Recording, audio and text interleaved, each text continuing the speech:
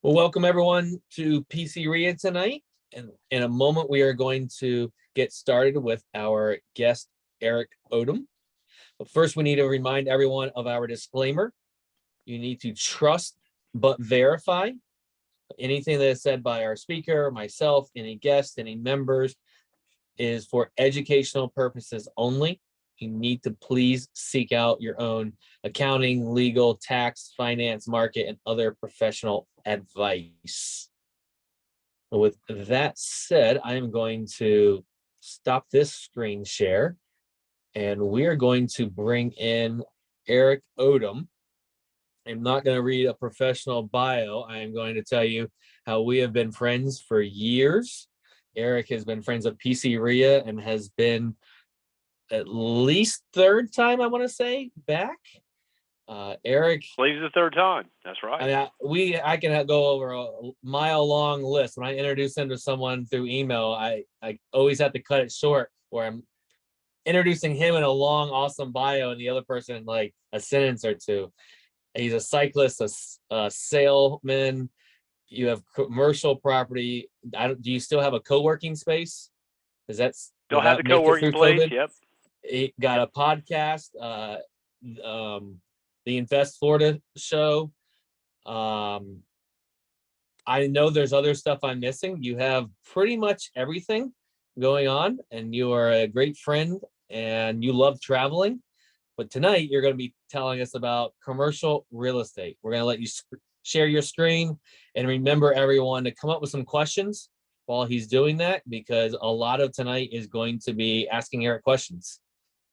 I'm going to let you take it away, Eric. Well, I'll start off. Hey, I appreciate you guys having me back again. And Adrian, I always love sitting down and chit-chatting with you.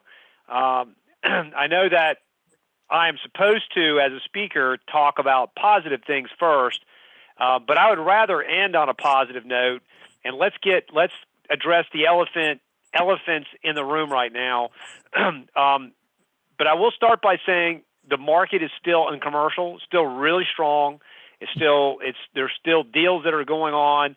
I wonder how much of that is in the pipeline that was been planned for a while, and how much of it's is still an active market that's going on. We're having a number of issues, as you guys know. Commercial is no different. The rising interest rate environment is a threat right now. But it's interesting. I'm going to share a screen here for a second. I want to go over.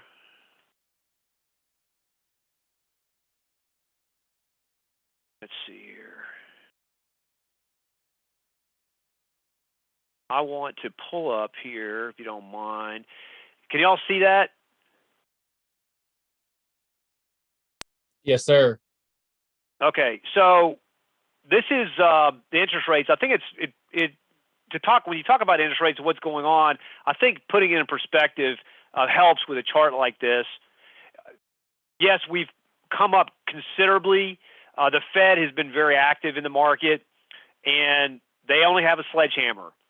What they're trying to do is break the back of the employment market, and they don't have the other tools at their disposal that could help to alleviate some of the pressure that's on the employment market. But this is what they're really trying to break. It's wage inflation is the thing that's driving the most. Of course, we have fuel costs and things that are going on geopolitically with Ukraine and Russia, et cetera, that are causing some issues. But if you look at Freddie Mac, this is the weekly average mortgage rate. You got to put it in perspective, and we're back to like 2008 levels, and that's there's still it's still room for us to do deals. There's a lot of deals that were done, between 1990 and 2008 that were rates were much higher. We're still not in a period where we were back in the late 1970s and early 80s, where we're 18% interest, where it really just absolutely crushed the real estate market. And I don't think we're really headed there anytime soon, particularly in Florida. But obviously, we have to see that play out. I want to flip up another screen here for you. I think that this is also telling. So I've got a new screen in here that is, I just want to make sure y'all can see it. That is the 10-year versus the 2-year rate. And yeah, this is the 2-year. And anybody's done any kind of investing, you know that this does not make any sense. In January of this year, it started to cross, and what ended up happening, you know, it's very unusual for you to see this, but it has happened a couple of times recently. And usually what this shows is that there's a recession coming. That the people are the rates are people are moving from longer term rates, and you're getting this inverse yield curve. It's what it's referred to as, and it's usually a sign of trouble in the market. And it doesn't really make a lot of sense, because you would think with the high interest rates that the 10-year would be moving rapidly too. But part of this believes that the market doesn't necessarily believe that the interest rates or the inflation rates that we're experiencing now they're gonna continue. And so we've got this really high 2-year rate and a lower 10-year rate. 10-year rate tends to follow more along the commercial real estate mortgage lines, because that's when mortgages renew. 5 and 10 years on the commercial side. We don't get the 30-year mortgages like the folks that do the residential investments do. We have to flip those every 5 to 10 years. So the 10-year really is reflecting what's going on in the commercial market, and we've not seen it blow the doors off yet. Yes, we're much higher. Yes, it's still continuing to trend up higher, and it is going to put some pressure on the commercial real estate market. Some of this I don't think is necessarily a bad thing, because the market was getting awful frothy. But we're still in an area that we can transact deals, particularly if you've held the property for more than 3 to 4 years. That we still see that going on. So interest rates are a concern. I think we're going to see some dampening of the market, but it's not necessarily a bad thing. Eric, let's talk about it. Yes. What do you mean by frothy?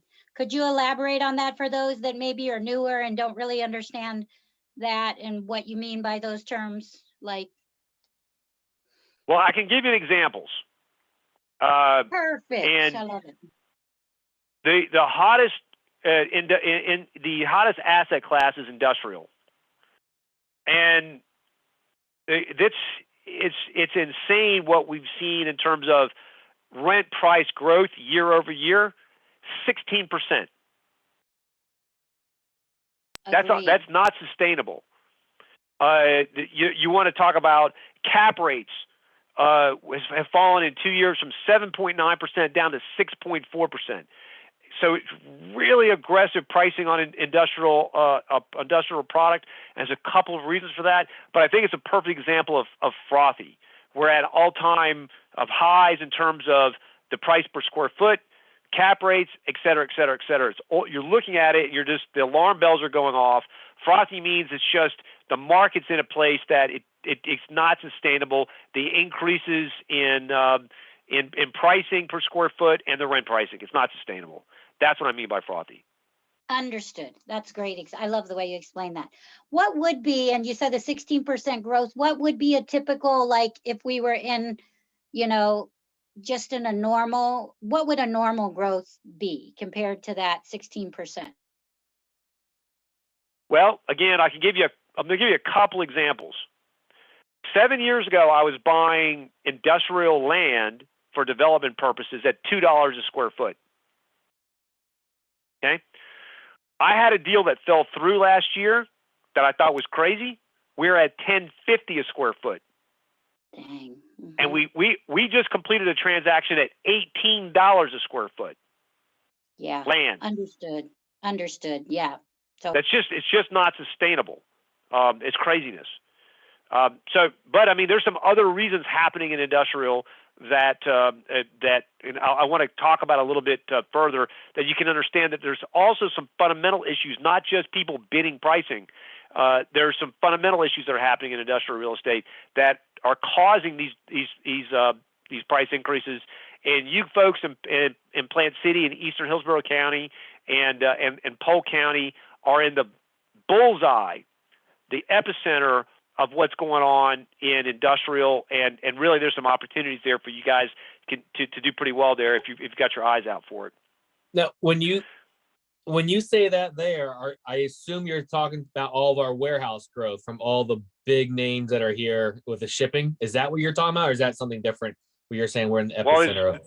There's a number of things going on there. Okay, so there is more than Let me that. tell you what, again, I'll give you a transaction. We did a transaction in April because rental rates are increasing so fast. Somebody does an analysis on their property 2 years ago, and they're assuming that's the same value. But when you're seeing, industrial rates, rent growth at 16% year over year, 2 years later, you're 35% different in terms of where the market is. So we used to rent small bay warehouses at $5 a square foot. So now we entered into a contract in February on a deal in Tampa. The rents were at $8.50 a square foot. And that owner felt it was time to sell. And because he had made his money, he had really he got a triple-digit return on that investment, and so he says it's time for me to get out. The folks that we sold it to, we projected not $8.50 a square foot. We projected $14 to $15 a square foot, and then we turned around and leased at $14 and $15 a square foot to show him that we were not exaggerating. He purchased the building. He's leasing today at $21 a square foot. So it's insane. So what's happening is that on these small bay, and the small bay warehouse, when I say that, that's less than 3,000 square foot. It is your drywall guy, it's your carpenter, it's your plumber, it's your pool guy, it's your small importer. He can no longer afford Tampa. This is office rate on industrial. This has all happened in the last 2 years. So they're getting pushed out further and further. So Plant City, you asked the question, Adrian, about what did you mean by that? Well, yeah, you have the Amazons and you have the big guys that are up and down the I-4 corridor, but you guys have a lot more land. Plus you have an economy that's been built on industrial and distribution. So Plant City has done a much better job than Tampa has at, I don't know if it's so much a better job. They really kind of lucked into the situation where they say, hey, we're distribution and we're, warehouse and distribution because of I-4 running, through our community. Let's add more industrial into our growth plan. And so they have more ability to accommodate. Tampa doesn't. Pinellas County doesn't. Plant City does. And so you guys are going to be recipients of a lot of this spillover of all this small bay and large bay warehouse. And so that's what I mean by you guys being in the epicenter. You guys in Plant City and on the west side of Polk County are just going to be basically the blue collar tradesman area for Tampa. That's what's going to happen. Wow. It's happening now. And I'm not sure if I'm getting you too off track of the direction you were going with these slides. Could we assume that these increases of prices, and even if they're driving out here, then driving all the way back to Tampa, just the fuel and that, is that part of the effect of why they've raised their prices? The tradesmen. Of course. Okay, that's right. I didn't ever know about this. This is another reason of the inflation is hitting then. Yeah, and I mean, tradesmen want to be as close to their job sites as possible. And so they don't want to be driving 20 miles back and forth because they've got a crew of 4 or 5 people sitting in a truck that are going to meet them out there. They've got equipment that are, they're calculating that stuff by the hour. Well, I mean, if you're going to be paying $20 to $22 a square foot in Tampa to get close to your job site, then what is that number you drive to Plant City where there's the break even? I'll go ahead and drive the 20 miles. And this is the thought process that's going on.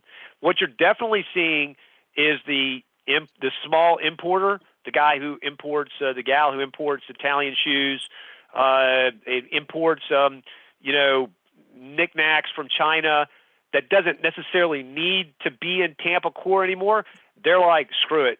We're going to go ahead and just get the Plant City warehouse. We're going to go, can we go north?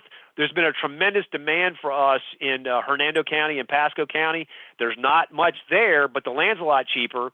And there's folks looking to get, they don't need necessarily be in Tampa like the tradesmen do.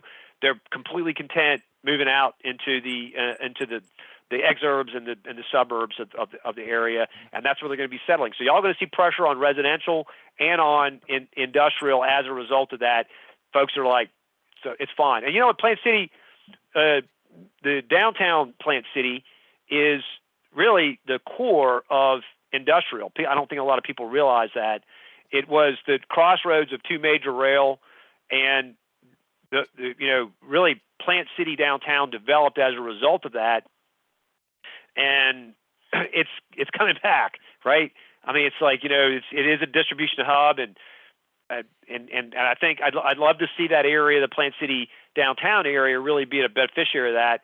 And you get some of those folks that have their warehouse nearby, live downtown Plant City.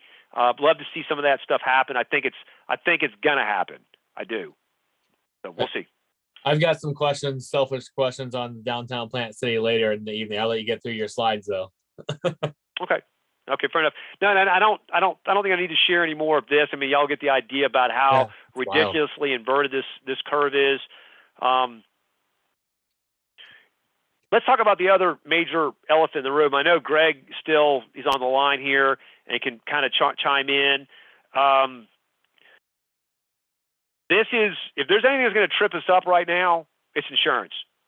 Because if you look at the numbers and we're seeing coming out of the Fort Myers area, and thank God it wasn't Pinellas County, that it wasn't Hillsborough County that's experiencing what's experiencing down there. I mean, obviously we wouldn't want to wish anything ill on our neighbors, but just from a pure economic standpoint, it would have absolutely 100% broken the back of the insurance industry in the state.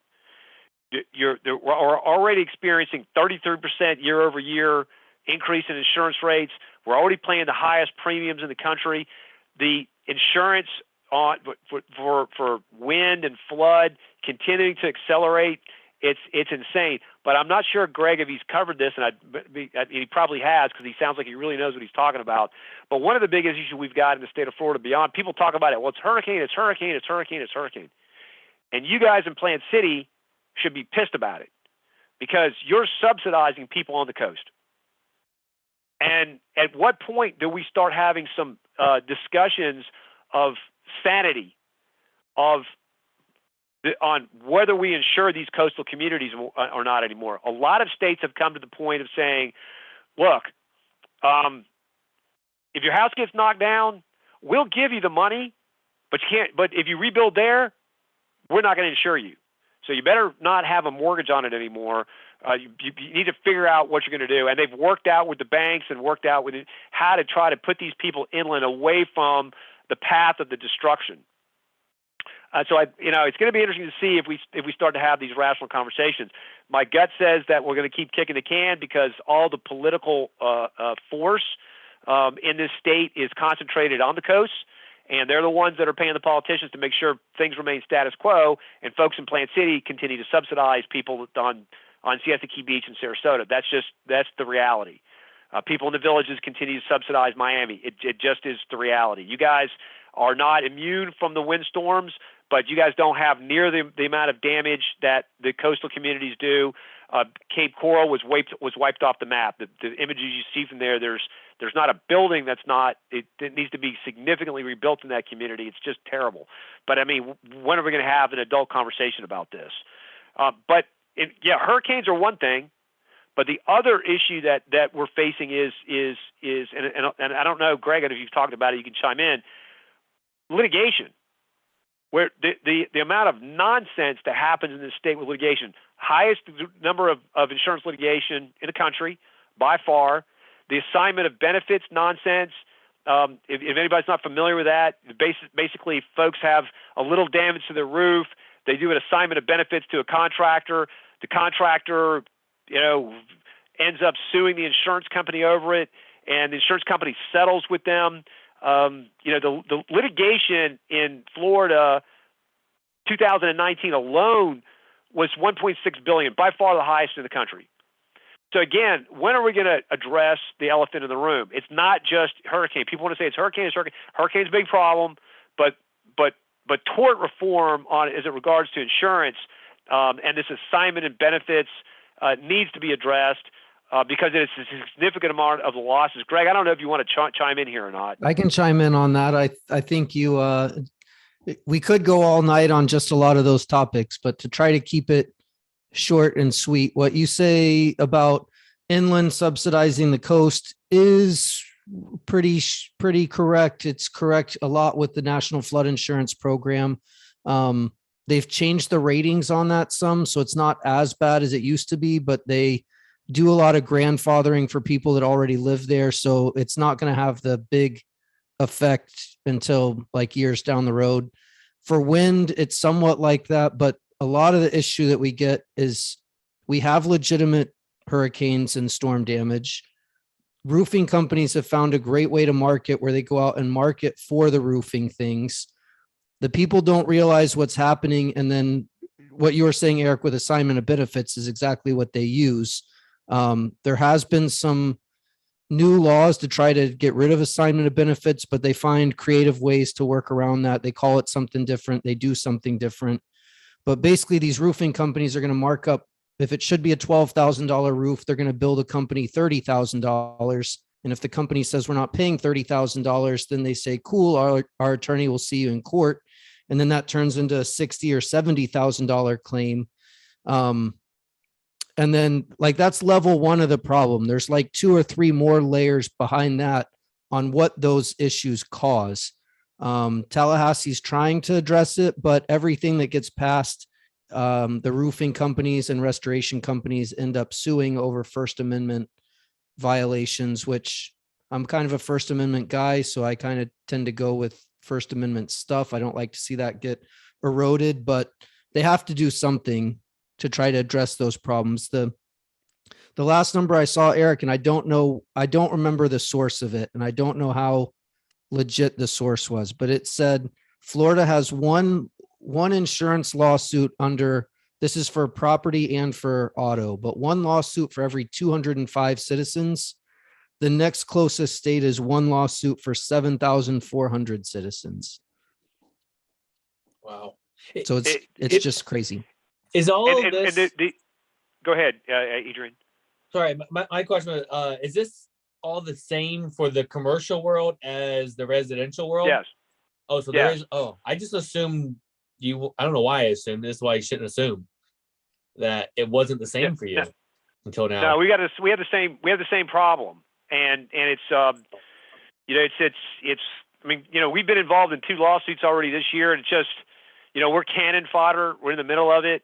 We do property management. It's very frustrating. We have better things to do with our time over frivolous lawsuits. But it just is what it is until the legislators start to address it. I bring up this because it really is, I think, the biggest underlying issue in the state. The hurricanes are the icing and the cherry on top of the cake. And I think Ian is going to be that catalyst that finally just breaks it. And then what's going to happen with us in the state of Florida? It's going to throw some serious cold water on our growth. If we can't get mortgages, we can't do the things we want to do. We're already hearing from our lenders. Some of our lenders are now requiring some additional provisions that be put into place, but eventually it's all going to come collapsing down unless Tallahassee can figure out a solution for these problems. Obviously, the storms we can't do anything about, but except for the exception of trying to address the coastal building and coastal rebuilds, so I don't really know what the answers are, but it is going to end up being a problem for everybody in the real estate business, and I hope they don't wait until it's the apocalypse before they address it. So this is the elephant in the room. This is the negative, but the rest of the meeting, I'm going to talk about positive.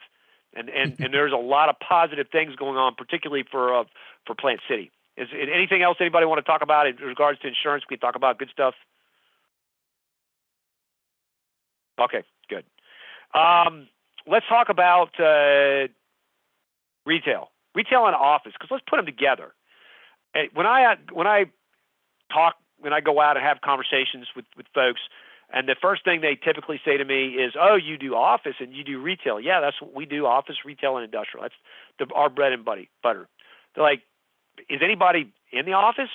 Anybody like COVID's killed it, and everybody's on Zoom, and no one's ever going to come back to the office, and that's the end of office." Don't listen to the media; they're full of BS. Right now, we're at our highest. This is downtown Tampa. We're at our highest occupancy rate in my lifetime. And what you're seeing in a lot of these areas, pressure in the Florida market. Now, Florida's different from New York. New York's still trying to work through some of their issues. We never had, for better or for worse, we had a government that did not shut people down and force them out of their buildings. And so we're the recipient. Another thing that we're benefit of, some COVID policies in mostly the northern part of the country that were very detrimental to those markets. And so we're experiencing a lot of Chicago firms that are coming down and saying, we want to open an office because if that nonsense ever happens again, we're getting out of Chicago. We're going to open our office in Florida where people aren't going to mess with us.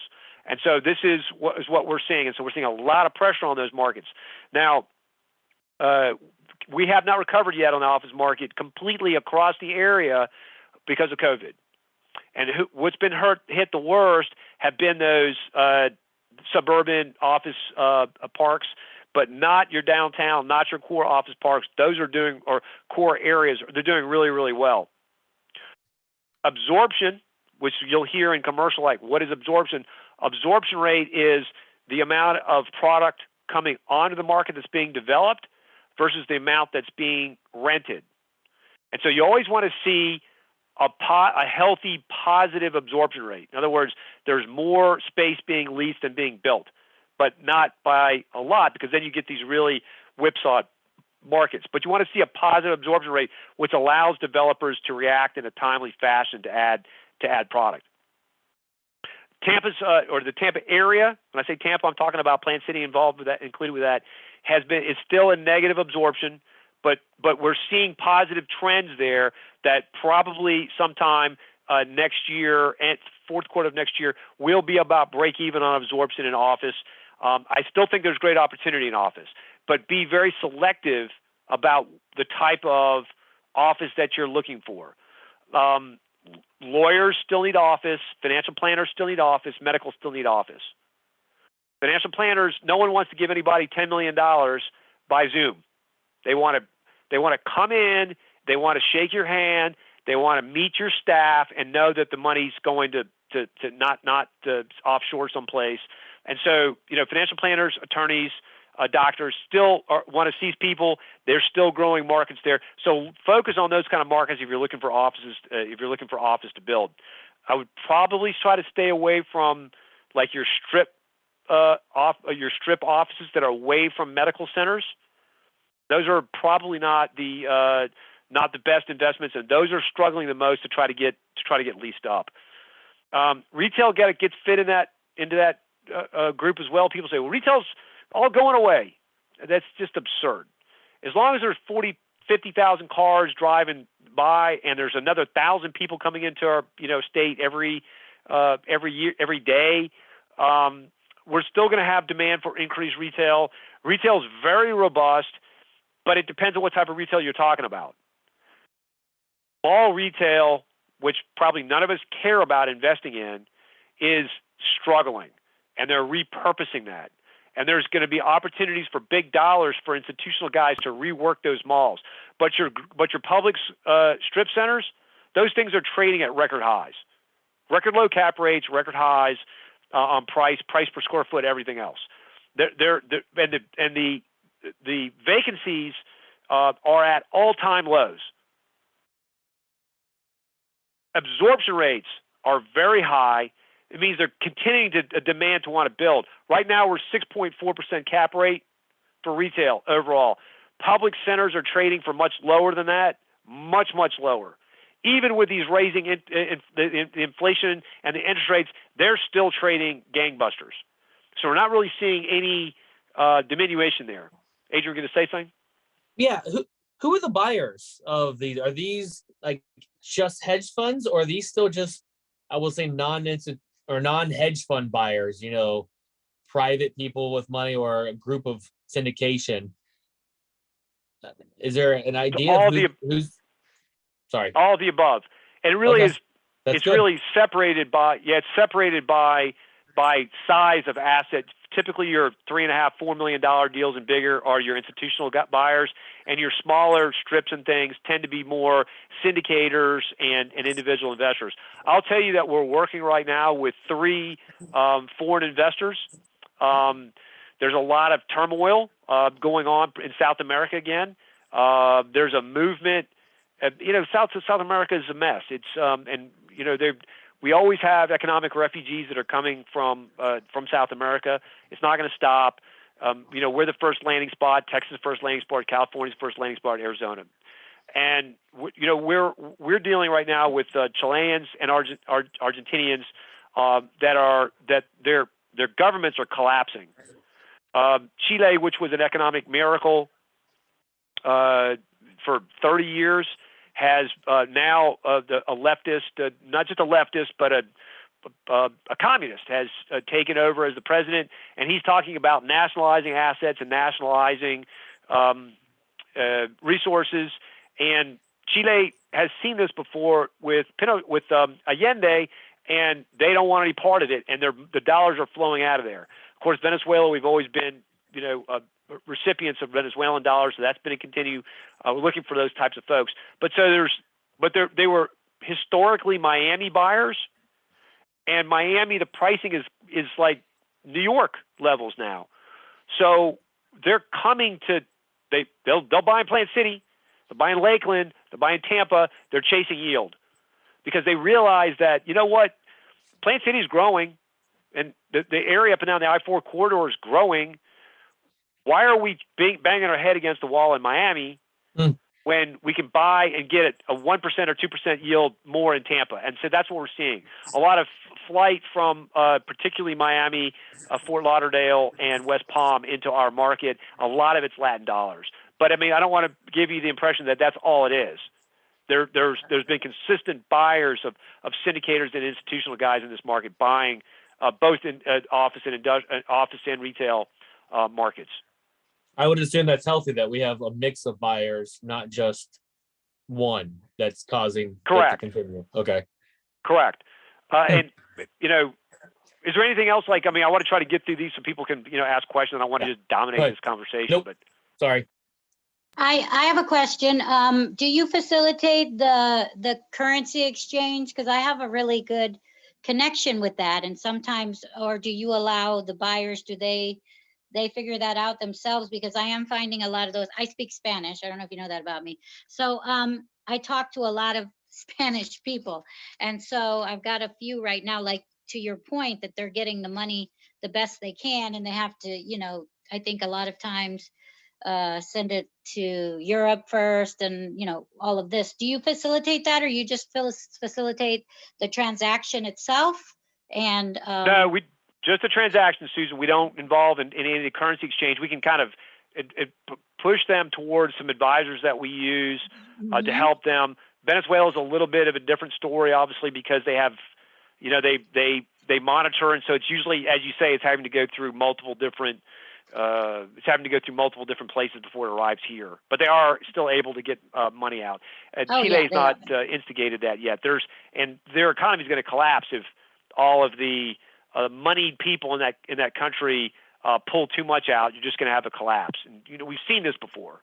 It's happened in number of other of countries in South America.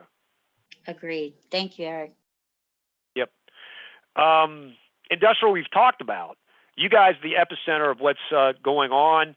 The I-4 corridor is gangbusters. It's not going to change. Every institutional investor in this in the country is buying up and down the I-4 corridor. We prefer to call it the I-4 triangle, which is Tampa to New Smyrna Beach, Jacksonville to Tampa. I don't think you can leave the villages out of that. The center part of the state, it's a distribution area, and you're also getting a mass migration of retirees into that area too. And Jacksonville's is been steady Eddie, faster than the country growth now for the last 2 decades, and we don't want to leave them out either. So, you have this big movement inside. It's not going to change. I think there's a lot of opportunity. In fact, if you guys come across land that is suitable for industrial, please let me know. We are trying to work on development now.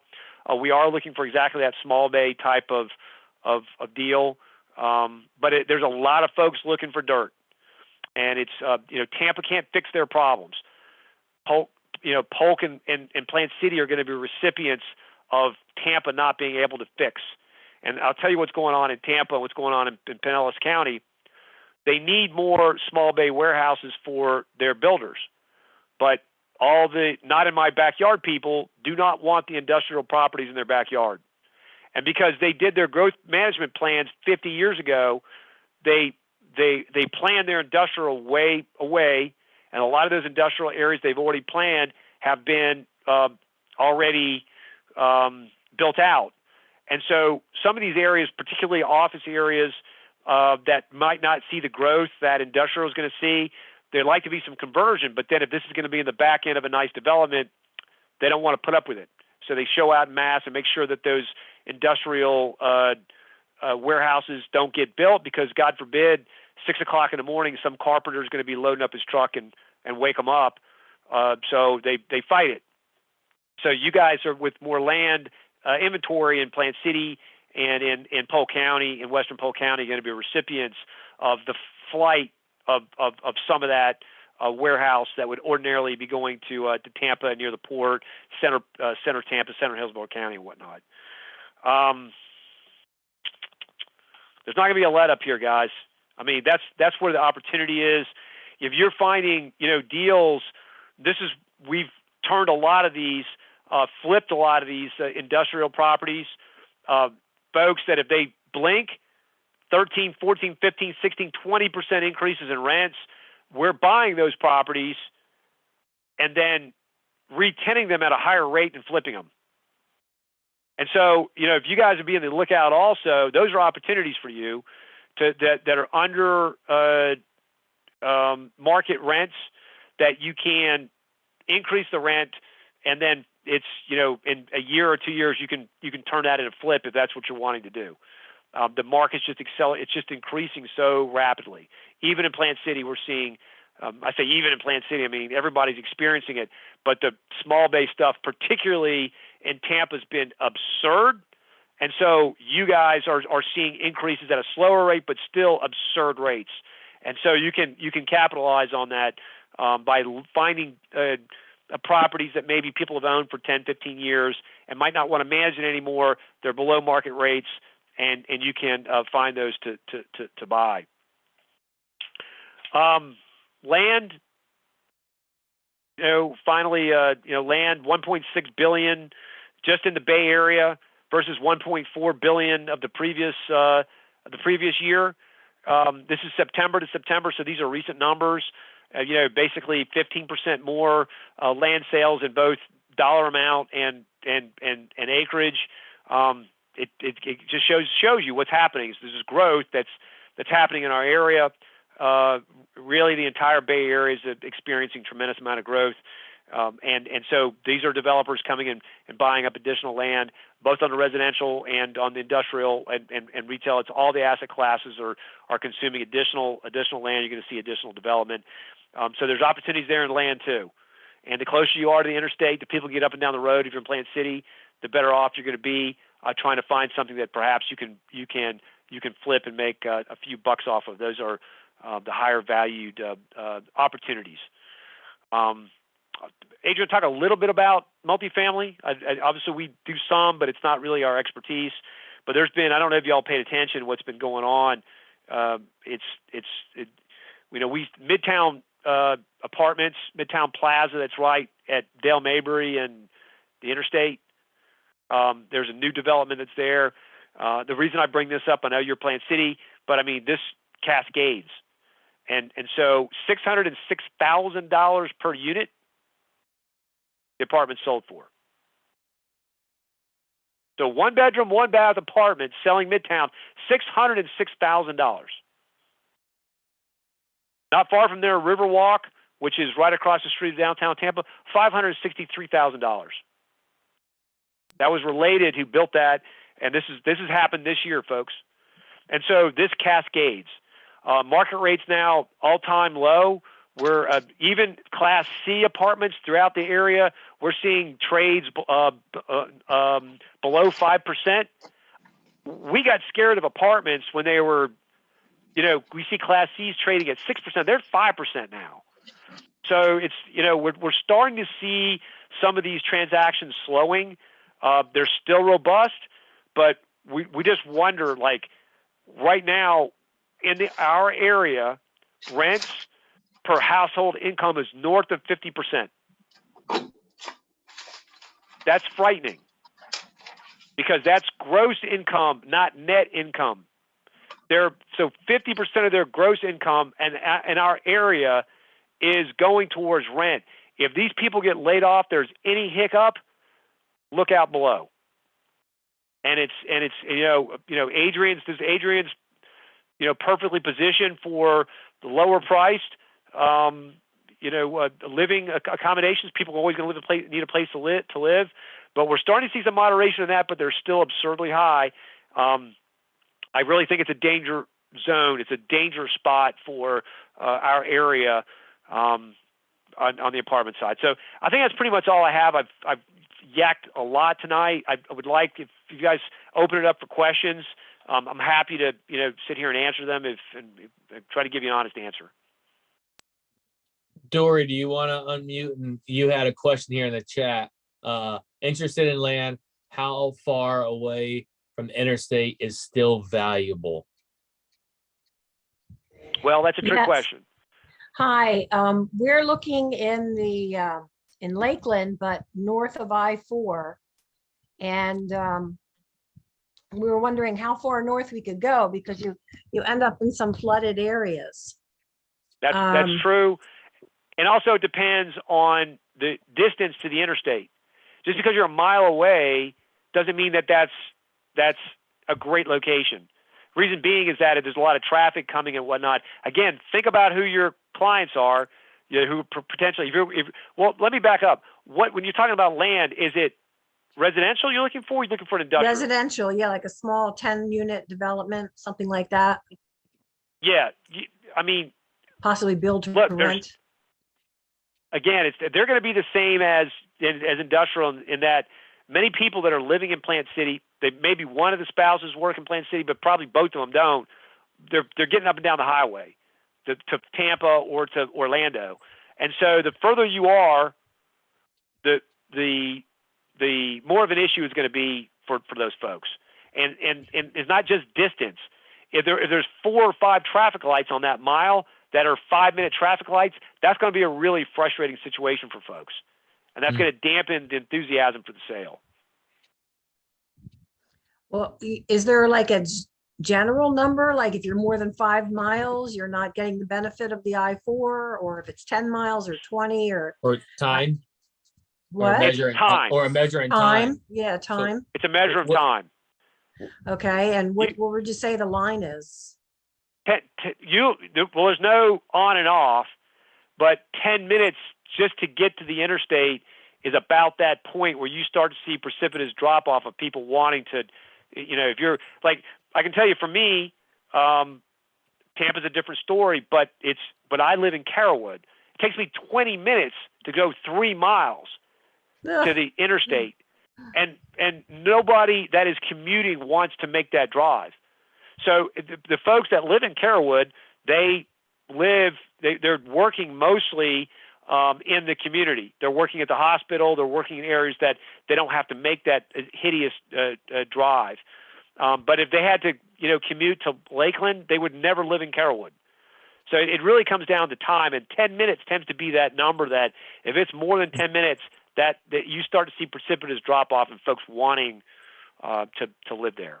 So 10 minutes to I-4, but I-4 can be worse than the local roads, especially if Sure. you go towards Orlando. Yeah. Yeah, but just that part understand. doesn't count. Yeah. I mean, in the Again, evaluation. one of these spouses typically in a Plant City household sacrificing. They're driving to Lakeland, they're driving to Tampa, they're driving to Orlando. And I know people that live in North Lakeland, pretty close to county line, and they are your example, Eric. They've worked out of Orlando, got transferred to Tampa, no problem, didn't quit, didn't move, worked in Lakeland. Out of the 20-some years they've lived there, they've worked both sides and local and didn't have to move, and they were happy. Okay, so we're looking for about 10 acres within 10-minute drive of I-4. Anybody got any? And if it's industrial, let me know because I want that too. Dry at least You 6 didn't get months of the very- year, huh? You didn't give very good specifics on that, Eric, on the industrial that you are looking for. Is it 10 acres or what is it? Anywhere from like 1.5 acres to 10 acres. Okay, so that's small. And I'm one and a going to half. be just like the residential people, because I know that my people, my guys are not going. They want to be close to transit, but it could be 39. It could be I-4, but they're going to want to be able to get up and down the road. And is there a and price that's per important. acre? What are you You seeing? talking about residential or industrial? Residential. Talking about for me? Well, both. Oh. Enlighten us all. Well, I mean, obviously much less than the $20 a square foot that it's going for in Tampa. I would, because people just do it in Tampa if they're going to pay $20 a square foot. But I mean, if we're in the, obviously you have to look at what we can do with the parcel, but preferring the $10, $11, no more than per square foot. For industrial, but for the residential, we go by acre.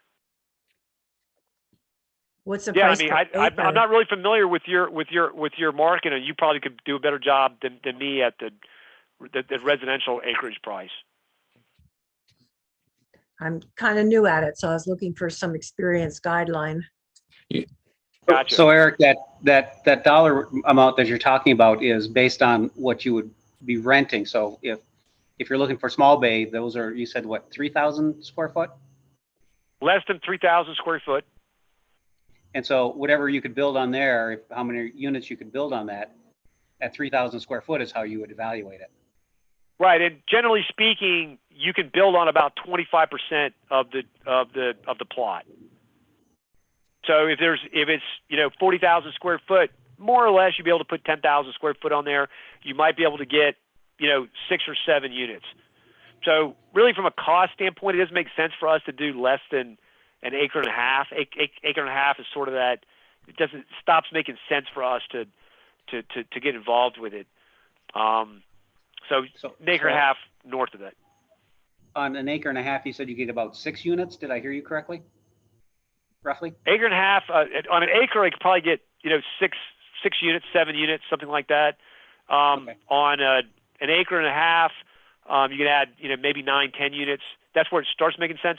But I mean, I'm going to want to be at an acre and a half, closer to your major thoroughfares.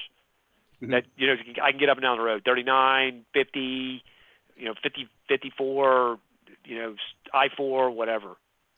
Got it. I'll take bigger units the further away, bigger parcels further away. Okay. And what And about back to the land? residential. Back to the resident. I mean, I've got one of my agents that's what she does is residential development, and let me put Let me see if I can't. Actually, John would probably be better. Let me just get you. I'll get you his contact information, and he can talk to you. Let me just get it for you. Hang on one second. These are great questions. I have some in my phone here to ask, but I want to know if, while Eric is looking that up, if someone else is ready to ask a question. When Dory gets this.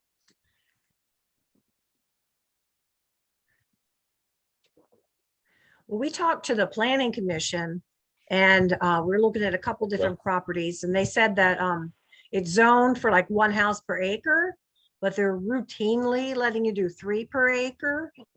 And that's probably a lot less than your 25% use of the land.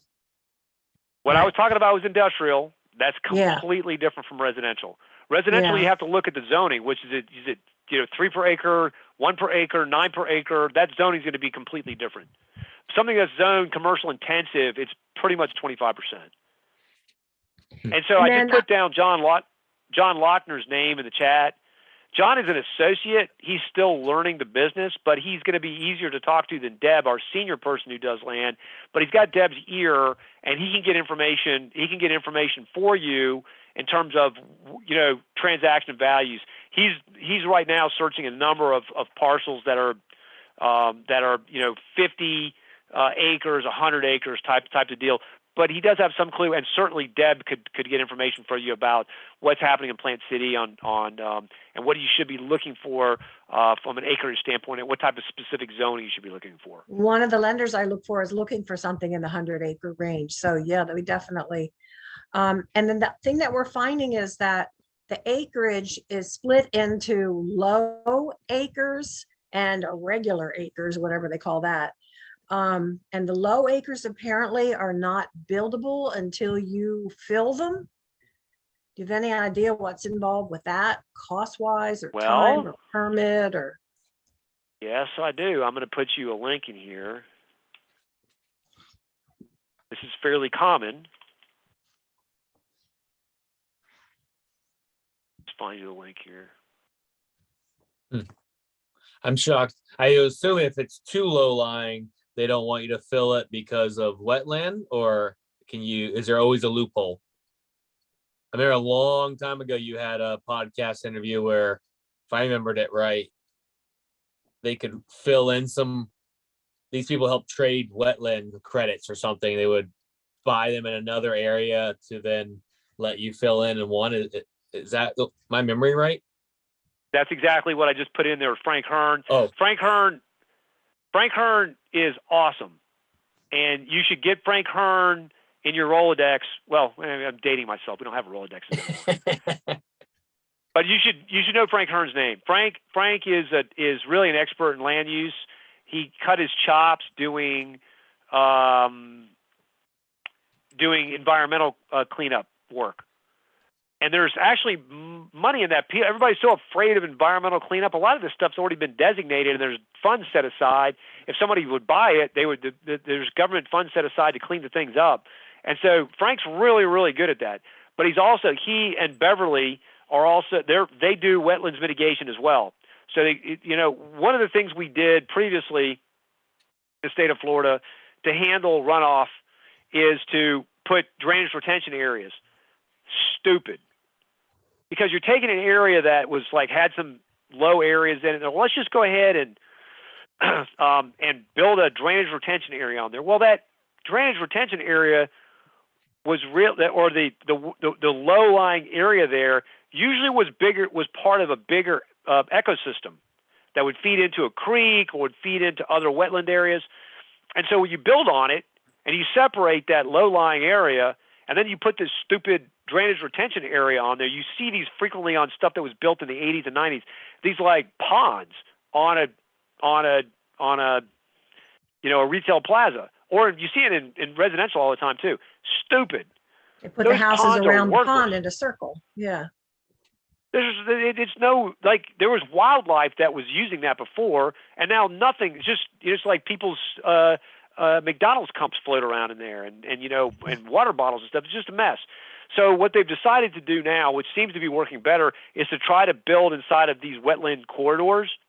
And so if you've got a low area on your property, rather than say, okay, let's build a drainage retention area, you go and you buy a credit essentially that allows you to relocate that little wetland apart to a nearby contiguous wetland, which now you're increasing that wetland, which helps the wildlife. What helps did the you call fish that? be. What did you call that? Where it flows to another area? What did you call it? A wetlands? Where you say instead of doing the drainage retention area, don't do that, but have it flow to other areas. What was the language credit. around? Contiguous. Yeah. I mean, it's wetlands areas, designated wetlands areas, where it's basically they're acquiring, and the state is acquiring, and people are donating. So we have contiguous wetland areas that you can add on to that area. So they'll reclaim an area that's not completely connected and say, okay, here's a credit. You paid for this credit now. This area that was on your property, we're going to relocate it here.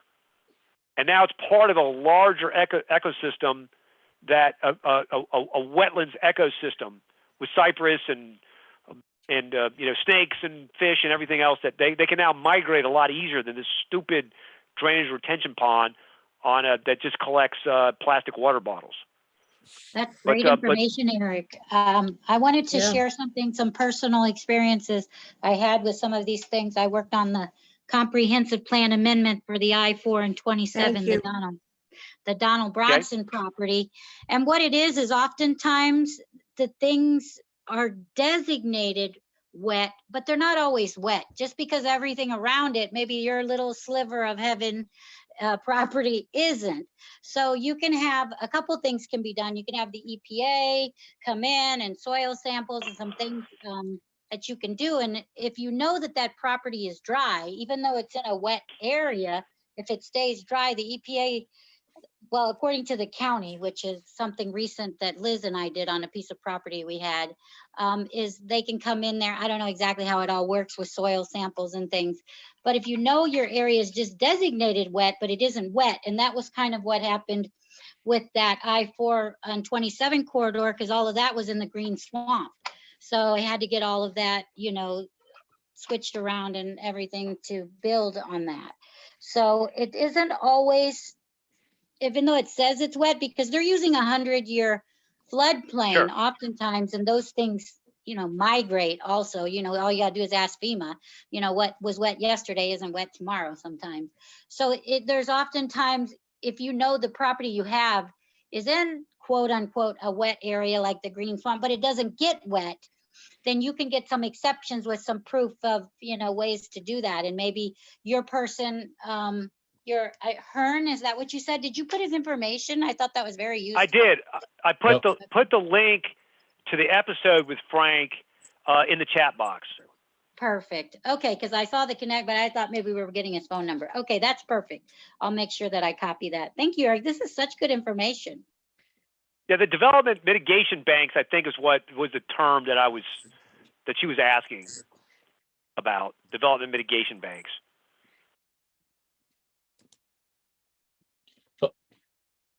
If no one else has a question, I'll fill in. I What was about wanting to the? say, So go ahead, Mac. say something to your question. Ways to get around all that. It's about 5 inches long, 2.5 inches wide, and has dead guys' pictures on them. Money? Ha, ha. That good old boy club, right? All you gotta do is go to that good old boy club and flash those. Is that what you're saying? We're being And this is where we recorded. reference the disclaimer again. Yeah. Yeah. That doesn't That's happen. recorded. Hey, Mac, you should know better than put stuff on recording like that, for God's sakes. You don't know. You can go to jail for that kind of stuff. Don't do that. Well, No. Experts that do jobs for you require that.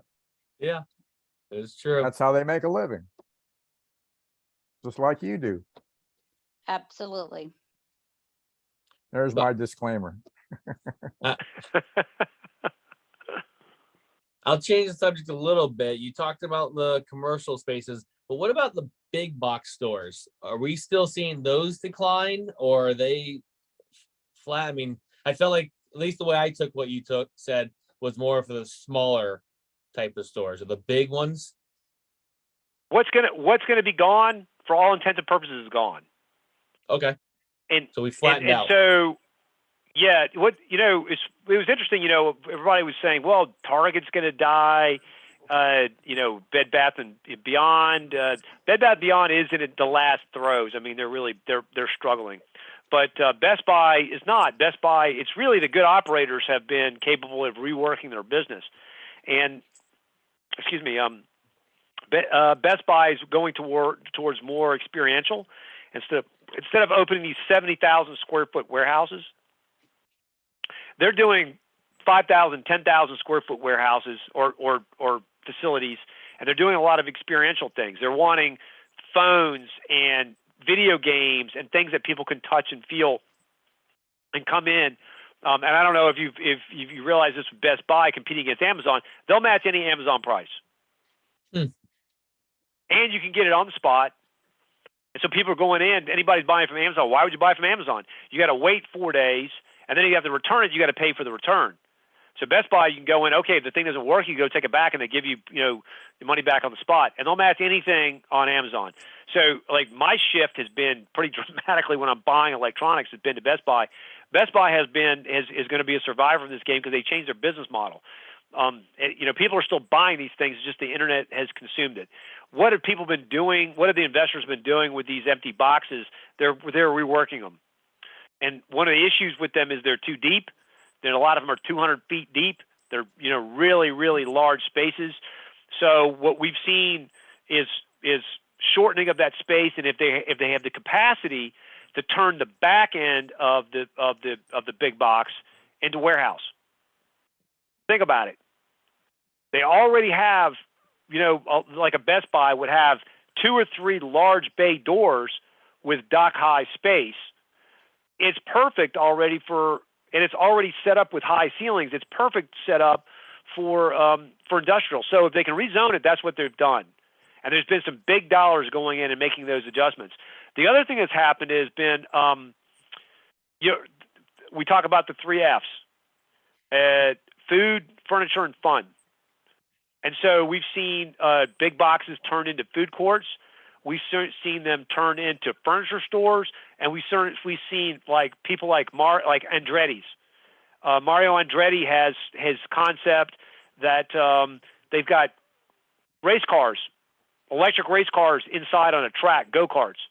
So they're taking these big box stores and converting them into trampoline, rock climbing, go-kart racing, shooting. There's the fun aspect of, and they're converting them, and those are pretty big draws too. I mean, investors are doing pretty well with those types of things as well. And these trampoline stores and the Halloween temporary Halloween stores, they charge them a fortune to go in there for 2 months or 3 months or whatever it is. So they're just getting reworked, and they're not sweating it. The malls are a different story. Not a good different story. Again, it just takes creative people. Yeah. I mean, what you're seeing is, the original plan I saw for West Shore was to knock all the big boxes down and to put apartments on them. No. Lift the roof up so they didn't have a common air conditioning. That's a very high expense for retailers. Lift the roof, but make it a covered so people aren't into just sweating their you-know-what off, and put dog walking trails down the middle, and then you've got a bunch of restaurants and shops that are that people from the apartments would service. It's a first and main location. It's the best location probably in Hillsborough County in terms of traffic. So yeah, you're going to figure out a way to rework it. So they're going to rework with hotels and offices, and they're going to knock down big boxes and maybe put a living facilities in there. So I don't think they're sweating it either, but the malls are going to look very different than they did 25 or 30 years ago. Awesome. I remember, I don't know. Well, as long as I can remember, you've been very bullish on the I-4 corridor, all of our area over here. And sometimes I was told you like, guys to man, buy industrial last time I talked, and that was 3 years ago. I was You would just have you gonna would have bring, made more money in industrial than any single family home you could have flipped. I swear to God, you would have. We're seeing 500, 700% returns on industrial properties. You know, equity. If you're with debt on it, we're seeing stupid returns on these things. that is pretty much what I was just gonna say. Like, I remember you were so bullish, and I didn't do anything. And I feel like now we're the same thing. Repeating. Am I gonna go and do something in that area that you're talking about? Or in 3 years or whatever, when you come back, am I gonna be regretting not listening to you tonight again? I mean, I think y'all still, like, you know, there's a lot more pressure on the Tampa market. And so, you know, it's hard for us to find deals. You guys have a smaller market. And so there's not as many, you know, but there's still room for development, particularly with corrugated metal near your main corridors. If you can buy the piece of land relatively inexpensively, you can make money in small bay warehouse. I have a question for you, Eric, as far as the malls, because this is something that's been on my mind a lot as they're being repurposed. So something that Yep. you just brought up really put my brain to working. Okay, because the Lakeland Mall, like Burlington just moved across the street and talking about rebranding Target where you can get your stuff in an hour. I feel like they have thrived, and I would say their earnings are much more than they ever used to be, you know, so, and then there's the mall in Lakeland. I don't know if you've ever been to it on the north side. Sure. But it's getting kind of ghost townish, right? And so, I mean, structurally, doing what you're talking about, if they took those, because generally when they do new builds now, they put some type of stores at the bottom, restaurants and things to serve those that live in the apartments above, right? And Sure. I don't know structurally if this, maybe you're not the right person to ask that. I mean, would it be, because there's hotels all around there, for them to build apartments, you know, basically on top of those, and then repurpose all of those, you know, what used to be like retail stores into what you're exactly talking about, shops that would service those who live above, like in Orlando and places like that. I mean, the Lakeland Mall, what a great location for multifamily. Yeah. Yes, it's needed But- there but- too. Yeah, it's just a phenomenal location. What we're seeing, Susan, with the malls are they're demoing those now obsolete facilities, and so my suspicions are it'd be tough to build on top of it. Yeah. They'd have to knock yeah. down a piece of it. Yeah, structurally they'd have to knock it down, or a piece of it at Yeah. least. Yeah, which is kind of, you know, if they could just build, but it probably wasn't built for that weight bearing that would be coming on there anyway. So yeah, I was No. just thinking about repurposing that. I mean, because that, to your point, that would be a great way to kind of, but yeah, they'll probably just have to knock all that down, and that might be what's coming. I know Burlington, like I said, moved across the street, and I don't really have my fingers in any of that, so I don't know what's going on. But you can just see it's on its way out. Does that make sense? Sure. It does to me. Oh, Anyway, when I 100%. go there. Yeah. So I you're don't know talking if you're that- talking big boy dollars. I mean, that's you Yeah. you probably have to raise $40 or $50 million just in equity to try to make a deal like that happen. But I mean, it's exciting if you could you could ever raise the money or participate in something like that, because it is the future. You know what one thing that when people talk about commercial real estate, and most people, the press does not know anything about commercial real estate. They also don't know anything about people. Yeah. And they say the most outlandish things, and you're just like, where did you get that crap from? I'll give you one tip if you can take away from tonight. Don't ever bet against people being people. As soon as someone says that you're going to replace a human experience, they are full of crap. You're not going to. The malls were a human experience. They said, well, the malls are going away. No, the malls are being repurposed. People still long for that social interaction that you have. Sense of That community. was a production. Yeah, they crave that, because that's what humans are. When I got in many arguments. I had to just walk away from them because people don't know what they're talking about. When they say the office market was going away, I said, let's pause a little bit and think about this. Do you really believe that people only work to go to an office? And if the answer to that is yes, then you might be right. But the reason that people, if you follow studies, people don't work for a paycheck. I'm not talking about the entrepreneurs. I'm talking about the workers. They go to work at a company because of the culture, because they're the girl that sits next to them, the guy that sits to them on the other side, take them to lunch, recognize their birthday, social it, and if you're going to take that away, they're going to look for where they can get that. And it's so funny because you read the statistics of, oh, the Zoom's going to replace the office. I told people we saw this already in 2009. Retention of employees fell through the floor. And everybody was, we were starting to use Skype. They're going to do all this stuff from home. And employees said, yeah, I don't want to drive into the office. And it's true, they don't. They don't want to drive in the office because sitting in the car sucks.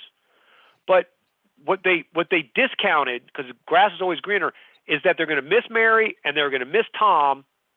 And then once that occurred and they're sitting home and they're feeling lonely, that Skype call doesn't fulfill what their human needs are. And they're not able to connect from a cultural standpoint with the company. So our companies, we saw this already in 2009. They came back and said, our retention sucks, Eric. We got to figure out a way to get people back in the office so that they have a bond again. So again, when we saw the 2020 situation happen and people go, oh, the office market's going to die. I'm like, you know what you're going to see? I can guarantee you this. You're going to see increase in suicides. You're going to see increase in depression. You're going to see increase in pharmaceutical mental sales, and you're going to see a decrease in employee retention. And that's exactly what happened. So don't ever, when someone tells you that you're going to take away a human experience from somebody and you're going to replace it with something that's automated, they're full of crap, and just run. Don't walk away from them, run away from them, or bet against them. We just see it time and time and time again. Malls are in the same situation. They're reworking them where, okay, they're not walking around the malls like what they did when I was a kid, but they're showing up to climb rocks and do trampoline parks and shoot their guns or whatever, race their cars. They're still social gathering areas. People crave that. Well, have you seen then, because I know a decent amount of people that are still part-time at home, part-time in the office.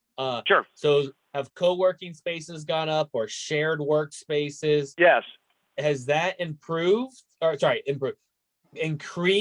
And do you think that's going to stay as a reality? Yes.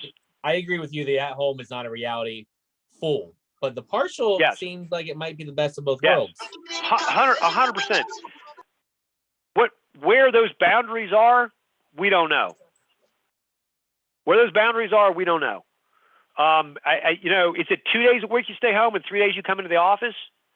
It's just, again, it's all based on the human experience.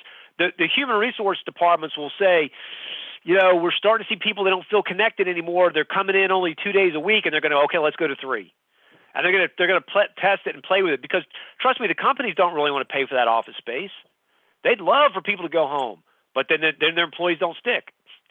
We were interviewing the other day at a law, because for the podcast I do them not only for my podcast, but I also run a podcast for our national real estate firm, TCN, and we're interviewing a large law firm. He's got law offices all over the country, 12 different law offices around the country. Controls about 500,000 square feet of office space around the country. And we asked him about this situation, and I said, well, what's the fallout from this? And he says, we've created a lost generation. I said, what do you mean? He says, well, I feel very bad for associates coming out of law schools right now. And I said, why? He goes, because they're neither here nor there. They they are capable of working from home. Technologically speaking, they can, but they're not getting the professional nutrition by coming and learning in the office and hearing how the partners talk and the senior associates talk to clients. And so what we've seen is this churn of these associates. They go from law firm to law firm to law firm, not knowing what they're looking for is a human experience. And he says they're so retarded on their professional development that he goes, I just think they're always going to be lost. Because what we're seeing now is the newer kids that are just coming out of law school are hungry to be in the office and sit next to a partner. And those ones that came out in 18, 19, 20, 21 think they can work at home, and they're already behind these kids that are just coming out because they're in the office and learning. And I see it across the board. I'm hearing it. I hadn't heard the sentiment that way, but this is a guy that basically put it in words what I've been hearing and from other C-level executives that we deal with. Interesting stuff. I want to hear from someone new. Someone hasn't spoken up yet. Does anyone? Sherry, Craig. Here, go ahead, Joe and Lonnie. You haven't said much. Yeah, Eric, I want to kind of shift gears a little bit. We've talked about the industrial and commercial, but I've got kind of a personal interest in a different type of property, more of a destination resort, but specifically a marina-based property. So kind of curious as to your take on how those types of properties are going and what you see for them. I got a great marina property coming up. We're coming on the market. You're hearing it here first. It was confidential until yesterday, but are you familiar with Cedar Key? I am not. You are? Okay. Half of us are. Okay. So that entire restaurant street on the waterfront, we're listing this going to the market this next week. And the back end of that is a marina development. Oh, I saw that. We love marinas. We love marinas. And marinas are a lot like trailer parks. You can increase faster than the rate of inflation on slip costs. There's an artificial barrier to entry from the government that don't want more marinas. And so the boat owners pay what they pay. And you know what? Unlike, no offense to you, Adrian, but unlike mobile home folks, these folks are moneyed. Like if you spent, $600,000 on a yacht, are you really going to care that your boat slipped $100 a month? You don't give a crap. Right. I mean, your mechanic costs $600. Let me give you. I want to give you a contact number 2 of a guy that can help you. I'm more interested in something we can develop into an experiential type marina, too. I mean, not just strictly slip rents. Lonnie and I do Airbnbs. That's how we're shifting our investment. And so, what I'm really looking for is a marina that would be a great destination spot. Well, this is Cedar Key. John Lochner, I put in the chat section. John's working with a marina expert out of Virginia, and I would give John a call and just tell him that you talked to me, and have him tell you about the Cedar Key. But also, he's connected with another individual that is an expert in marinas. And he's doing marinas all over the country. I'll put his name there. But I mean, John Lochner's dealing with him, and he can put you in touch with Jonathan Guillen. Okay. But I'll put his number down there too. Your take on that, is that those will still continue to do well, that even though we're hitting what could be some hard times for folks, you think they'll still do the travel to experience and short-term rentals and those types of things? I can't imagine it changing. Okay. I mean, I think the risk factors that you have now, there are, these more severe hurricanes, and will they allow you to rebuild? I mean, this is the $1 million question. You get some of this stuff knocked to the ground, are they going to allow you to rebuild? Yeah, I think always, that's that's what's always a pretty, problem. yeah. And then in a some of these grandfather marinas, they don't, because they might have been, problems all along, and they changed the zoning and what the person can and can't do with it, and then you get something that knocks down, and they won't permit again. So, but Jonathan's really on this. John Lochner is our guy, but Jonathan Guillen, who I put in the chat box, he's an expert on marinas, and he sells them, like I said, all over the place, and he can clue you in what's going on. Excellent. Thank you. But Joe, I love them. I think they're great. They're great investments. Excellent. Thank you. Great question, Joe. Anyone else have one? I mean, I can keep asking questions, but we'll try to get everyone to be able to ask some questions here. Don't want to put Ken people to sleep Meadows? either. Age, they might be Yes. sick of me already. All right, well then I will ask one. Because you talked a lot about the South America money, and I know at one point they were getting around what Susan was saying about where to move the money, so then they can just trade it, their dollars or pesos, whatever it is, in here. But a lot of it was at one point blockchain Bitcoin buying. Have you seen? Do you know anything on that? And I follow a little bit of it in the title world, but have you seen that enter into the commercial world? Not really. No? I mean, Okay. I know that it's occurring, and I'm kind of more in Warren Buffett's and Charlie Munger's positioning on Bitcoin. I'm not really that interested in building a business on it, because I just fear what's, maybe it's just my ignorance, what the federal government stepping in and putting the kibosh on some of this stuff. So I've not really paid a lot of attention, to be honest with you. I don't see the transactions happening. I've yet to see one occur. But So I just you kind of answered my question, because if you had seen a lot of it, you would have been, yeah, I've seen it, so it's not in your space. I was just curious because I follow it more for fun. I'm not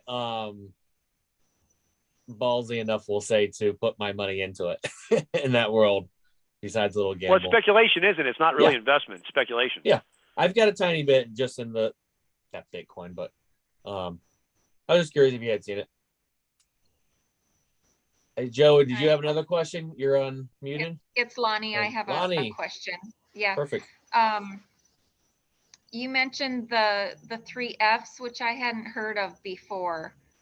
And so what is the furniture part of that? What are you seeing there? I'm just curious because, well, I'm a furniture junkie for one, but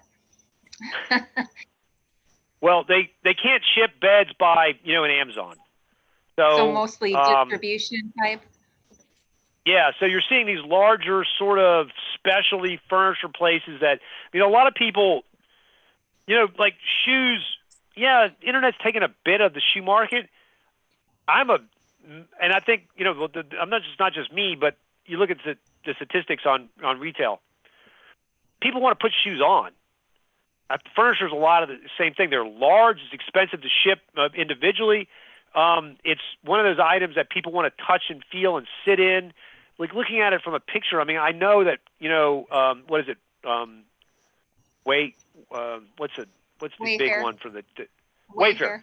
I mean, I know they do a tremendous business, but I mean, people expect that those are pretty much going to be cheap things. They're going to be throwaway types of items. People buying serious furniture, they want to touch it, and so Exactly. this is what you're seing. They want to touch it. They want to feel it. I mean, I saw the numbers in North Carolina. The furniture place is High something up there. They're High Point. had record, High Point record numbers before COVID, and I think it tells you a lot. People visiting the area to like touch and feel the furniture. Yeah, I mean, nobody wants to get a sofa and a couch in a box that you have to put together, like you do from Wayfair. I mean, Yeah, those are throwaway college type things, college dorm things. Yeah. Okay. Hey, you two are just talking bad about me. I bought my last bed on Amazon. It got shipped to my door. The box spring was 4 snaps and 4 screws to put the box spring together. I was very impressed with it. and it works. Oh, But don't get me wrong, Adrian. there's no I do. headboard. It's nothing's pretty. It's a bed. Yes, I ordered a couple of wood platform beds that I put together for the Airbnb, and some of it's awesome, but yeah. I mean, they're doing There's good a place business, and I buy stuff on Wayfair and Amazon too that are furniture. But again, those are Yep. items that I know I'm going to end up throwing away. I don't Yes. buy Yep. serious furniture there. Right. And Thank your you. folks like I'm surprised Expo never took off, but I mean in Miami, you know, down by their fashion market, they had a store Expo, which was a related to Home Depot. And then all of your fashion designers coming because they want to be able to touch and feel and see that stuff. But I mean, Miami's got a booming, you know, furniture market, booming, and it is high end stuff. I mean, it's stuff that could be put on, you know, people buying entire houses and then shipping it down to South America. Lonnie, I don't know Yeah. about the furniture, but Lovesac stock was doing really well. So a lot of people were buying that through the mail. I bet that has a lot to do with Airbnb too. Yeah, and staying home, you know. But Lovesac is modular, so you're supposed to be able to, you know, change the configuration if you want to. Yeah. Mm. Yep. Got any other questions? Make me work here by trying to pull it out of everyone. All right. Well, then I I will feel move. like I've had my quota. You answered some, Adrian. Well, I'm past mine. Self-storage. You didn't talk much about that. I don't remember if you do anything with self-storage. Are you still bullish? Because it's been a hot market for a long time, if you are in it. I mean, look, I mean, what is it? P.T. Barnum said never. What did he say about not fools and their money? I'll just butcher that quote, but never underestimate the stupidity of people. They'll spend $5,000 on a storage facility to store $500 worth of crap, and you know, as long as we're building residential, it really is. It's industrial. It's a hybrid. Really, it's a tie between industrial and residential. Follows residential. Follows the rooftops. But I don't see it ending. It's in Florida. I don't see where it stops, unless you get 18% interest rates and people stop, you know, moving. I don't see where it stops. Yeah, I'm bullish on it. Okay. And as an investor, it's a great asset class, but it's never really made sense to me, you know, why there's so much. I mean, to me, I'll give that crap away rather than spend the money to store it. I'm the same way. It's good to hear. I have a lot of friends in the storage world. They're saying about the same thing, but they don't. Very few of them have anything in Florida. None of them are local. They're up north. They wish they had it. They say, but you know, I like to hear it from different worlds. Well, listen, the institutional guys are in this market now, and it used to be a mom and pop in investor market. You know, there's unfortunately, you know, Florida's, you know, even, you know, you talk about, you know, places like Tampa and places like Plant City, we continue to lose opportunities and get pushed into a more and more narrow box all the time. Storage is one of those, where folks like us used to be able to buy those things and build them and develop them and do pretty well. And it's been taken over by the institutional guys, and they're in here thick. They're in bed with Lennar, and they're in bed with, you know, Post and the other apartment builders and things, and they'll acquire stuff together. And where's the opportunity for the small investor? I mean, yeah, there's still a lot of small units, but it's not a growing base of the entrepreneur investor building self-storage, and it's hard for them to compete with it. They've been rolled up, and so it really, you know, Stephen and I did one of these. I think it's indicative of what's going on downtown, where they're building an apartment complex, and then right next to it is a self-storage, which looks exactly like the apartment complex, with all the little windows and everything you can't tell. But it's actually storage for the apartment complex. And Interesting. that's big institutional dollars. Big institutional dollars. So they pay for the apartment and then they pay for the extra storage to store the stuff that doesn't Yeah. fit in the apartment? Okay. Yeah. I have a friend that's doing that with their house. They're paying $500 a month for like the last 5 years to store stuff they inherited from their mother or father or somebody. And there's almost nothing in there of value, and certainly nothing that they need or use. And a question came up is if they just stop paying on it, would the storage complex just sell all the stuff, or they come Yeah. after Yes, them they for would. something, or Yeah. how does that work? Yeah, they would get a judgment and they would sell the stuff, and anything that's if there's any deficit, if there's enough money, they would go after the holder of the unit. They got anything to come after attached to, they would attach to it. Or could you just say, here's my last $500, sell it and leave me alone? Would they do that? I think they would wait to see what they could get out of it. What do you mean get out of it? Would they turn around and sell it, or would they make the person go into arrears before they would sell it? Oh, they're going to charge them through the Yazoo to try to liquidate that stuff, and then they're going to say, if you're short, you're still going to have to pay me. Charge through the Yazoo, is that a percentage or a fee, or how's that work? Yeah, they're all going to be different, but yeah, they're going to charge a fee Oh. to liquidate those assets. And they have their own rules of, like we have for evictions, of when they can go and cut the bolt and sell it. But if you turn over the key, that's what they're thinking about doing. They don't want to like let it get in arrears or anything like that. Just here's the key, sell it. Try to negotiate a deal with them is all I can tell you. I can tell you, we had a unit here recently that Steve is one of Steven's properties, Adrian, and this lady just disappeared. She'd been paying like clockwork for like 20 or 30 years, and so she just disappeared. She stopped paying. So Wow. we figured she passed away or something. We didn't really know. Steven says, "Can you help me move some of this crap out of here?" I'm like, "No, man, I got better things to do in my time than move people's dirty, musty crap around." And so he goes, "What is just come and at least give me an idea of like what I need to be able to move for crap?" Because she had like 7 or 8 units. And we go in there, and I'm like, "Steven, there's just clothes from the 70s and all kinds of crap just piled. It smelled like it's terrible." We start digging around. I'm like, "Steven, there's a car here." What? And he's like, yeah. So he looks at it, and we start doing the research on it. It's a 1939 Mercedes, Wow. like a Nazi car, like dead serious Nazi car, in the friggin' storage unit. On top of like 19, she's been storing just a bunch of crap and just taking stuff and throwing it. I think she passed away, but they're in the process of trying to take now possession back of that and try to liquidate that car. But it's a legitimate 1939 Wow. German, made in Germany, drove in Germany, Nazi vehicle. Wow. Yeah, there's some money there. Yep.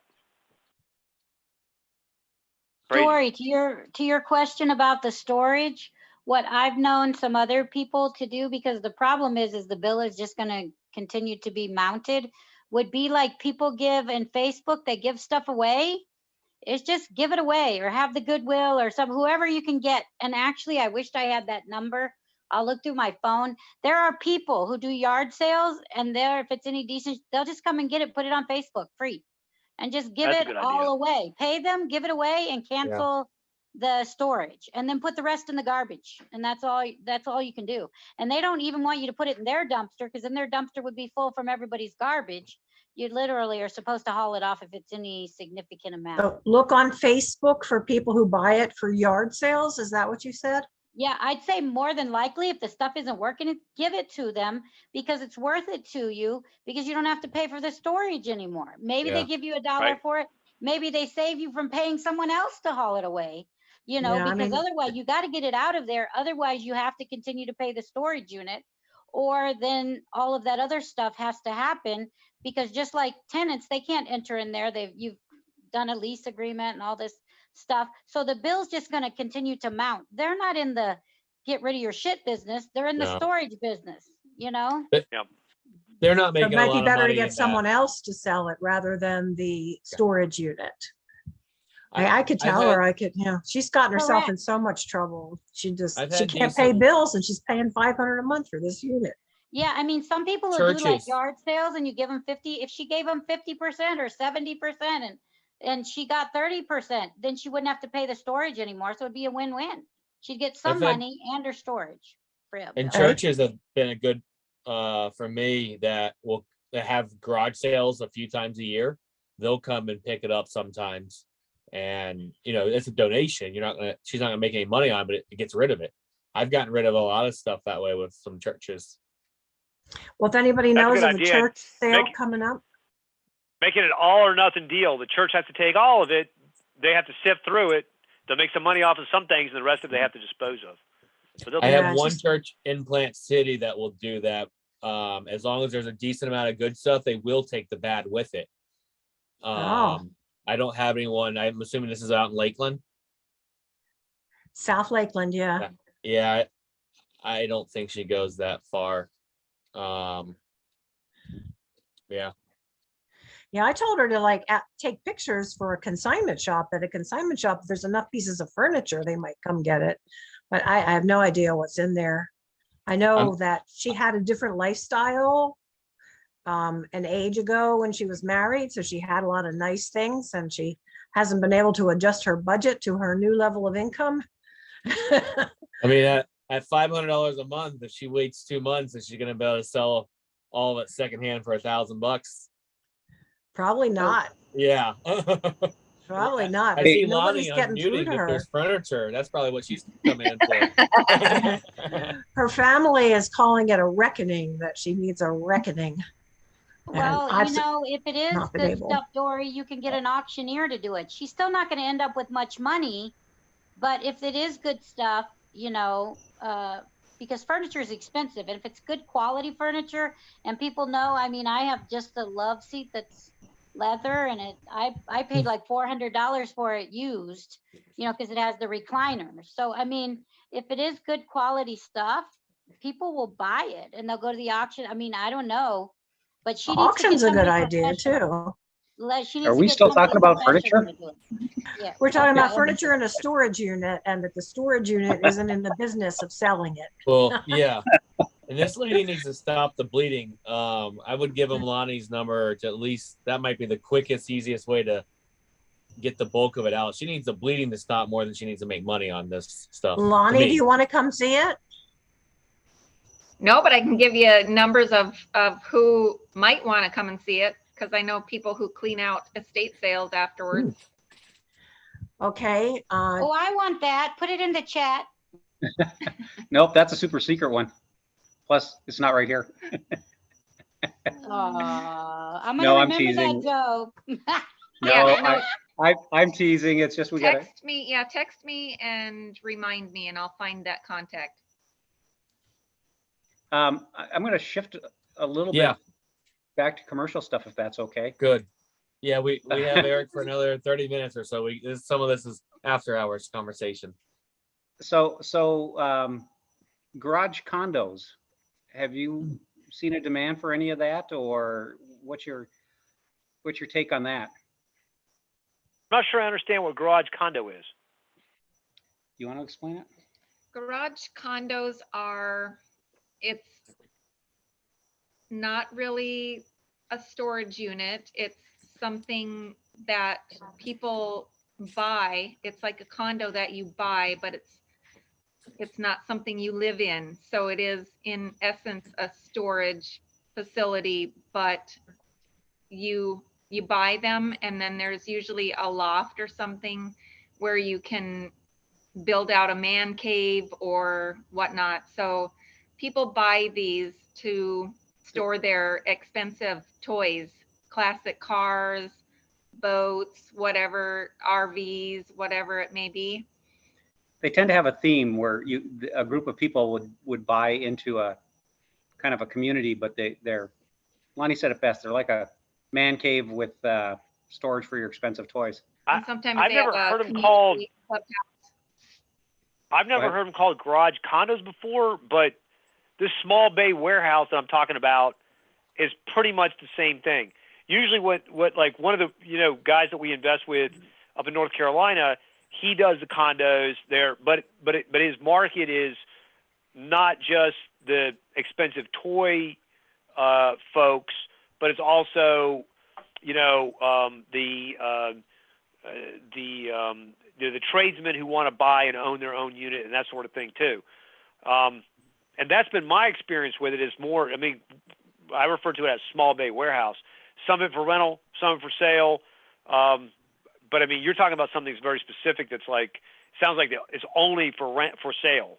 Is that what you're talking about? Well, I don't think it has to be. I think it could be one of two ways. But typically it's more surrounds like certain activities. Like we saw them up north and they kind of focused around winter sports, where they'd have their winter sports toys and things like that.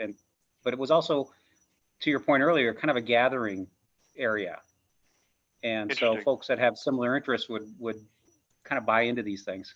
Yeah, sometimes they have a clubhouse on the property where the owners can gather and have, just hang out together and talk about, their cars or whatever, whatever it is, their like-minded activities. It's someplace they go because they don't have the room at their homes. They end up there, and then, they're hanging out with people who have similar interests. I love it. That's similar. But they don't normally allow them to live in them or stay in them. Is that similar And to that? Oh, go ahead. I'm sorry. I think there's some being built in Auburndale close to us that are there's actually a racetrack going in, and there's garage condos going in, and those, I believe, they might be able to spend like a weekend, or you can't stay long term or anything like that. But and I don't know if that's true. That's just what through the grapevine. That sounds like I love it. there's one being built right there north of I-4 on 75, just before you get to the small airport. If you're going north, it's like a driving community or something like that. It's a bunch of, it sounds just like what you're describing. Oh, interesting. It's a little bit of a different theme on the small bay, but I love the idea. Yeah. I thought Advanta IRA did an interview with someone about that in the last few months, and I'm not finding it. I'm quickly looking through there, but I really thought they had someone on there within the last few months, because I've heard of this concept before. I have a friend that's looking into it out in Idaho, of creating one. And one of her questions was, "Do you think this is a fad? Do you think this is something worth me building?" And half the mastermind, or 3/4 of the mastermind group, had never heard of it, so they're like, "It might be." Might be a fad, or it might be good. Yeah, when you're the early I think adopter. as long as people are willing to pay for storage, which we know that's not going to stop anytime soon. Yeah.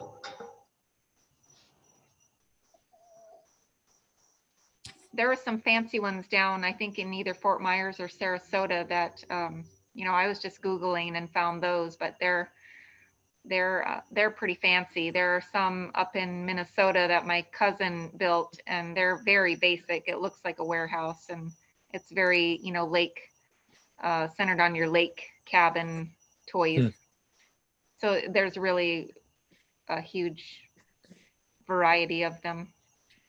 There's a place like that up in Zellwood. It's plain hangars. They're all condos, so they own the hangar but not the land. And Oh, yeah. some of those, the living units in it are better than the house.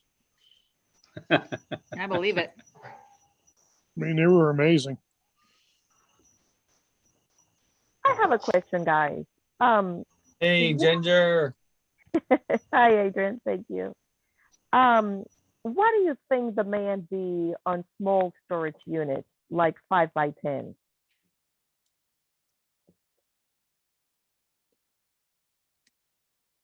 I'm sorry, I didn't hear the question.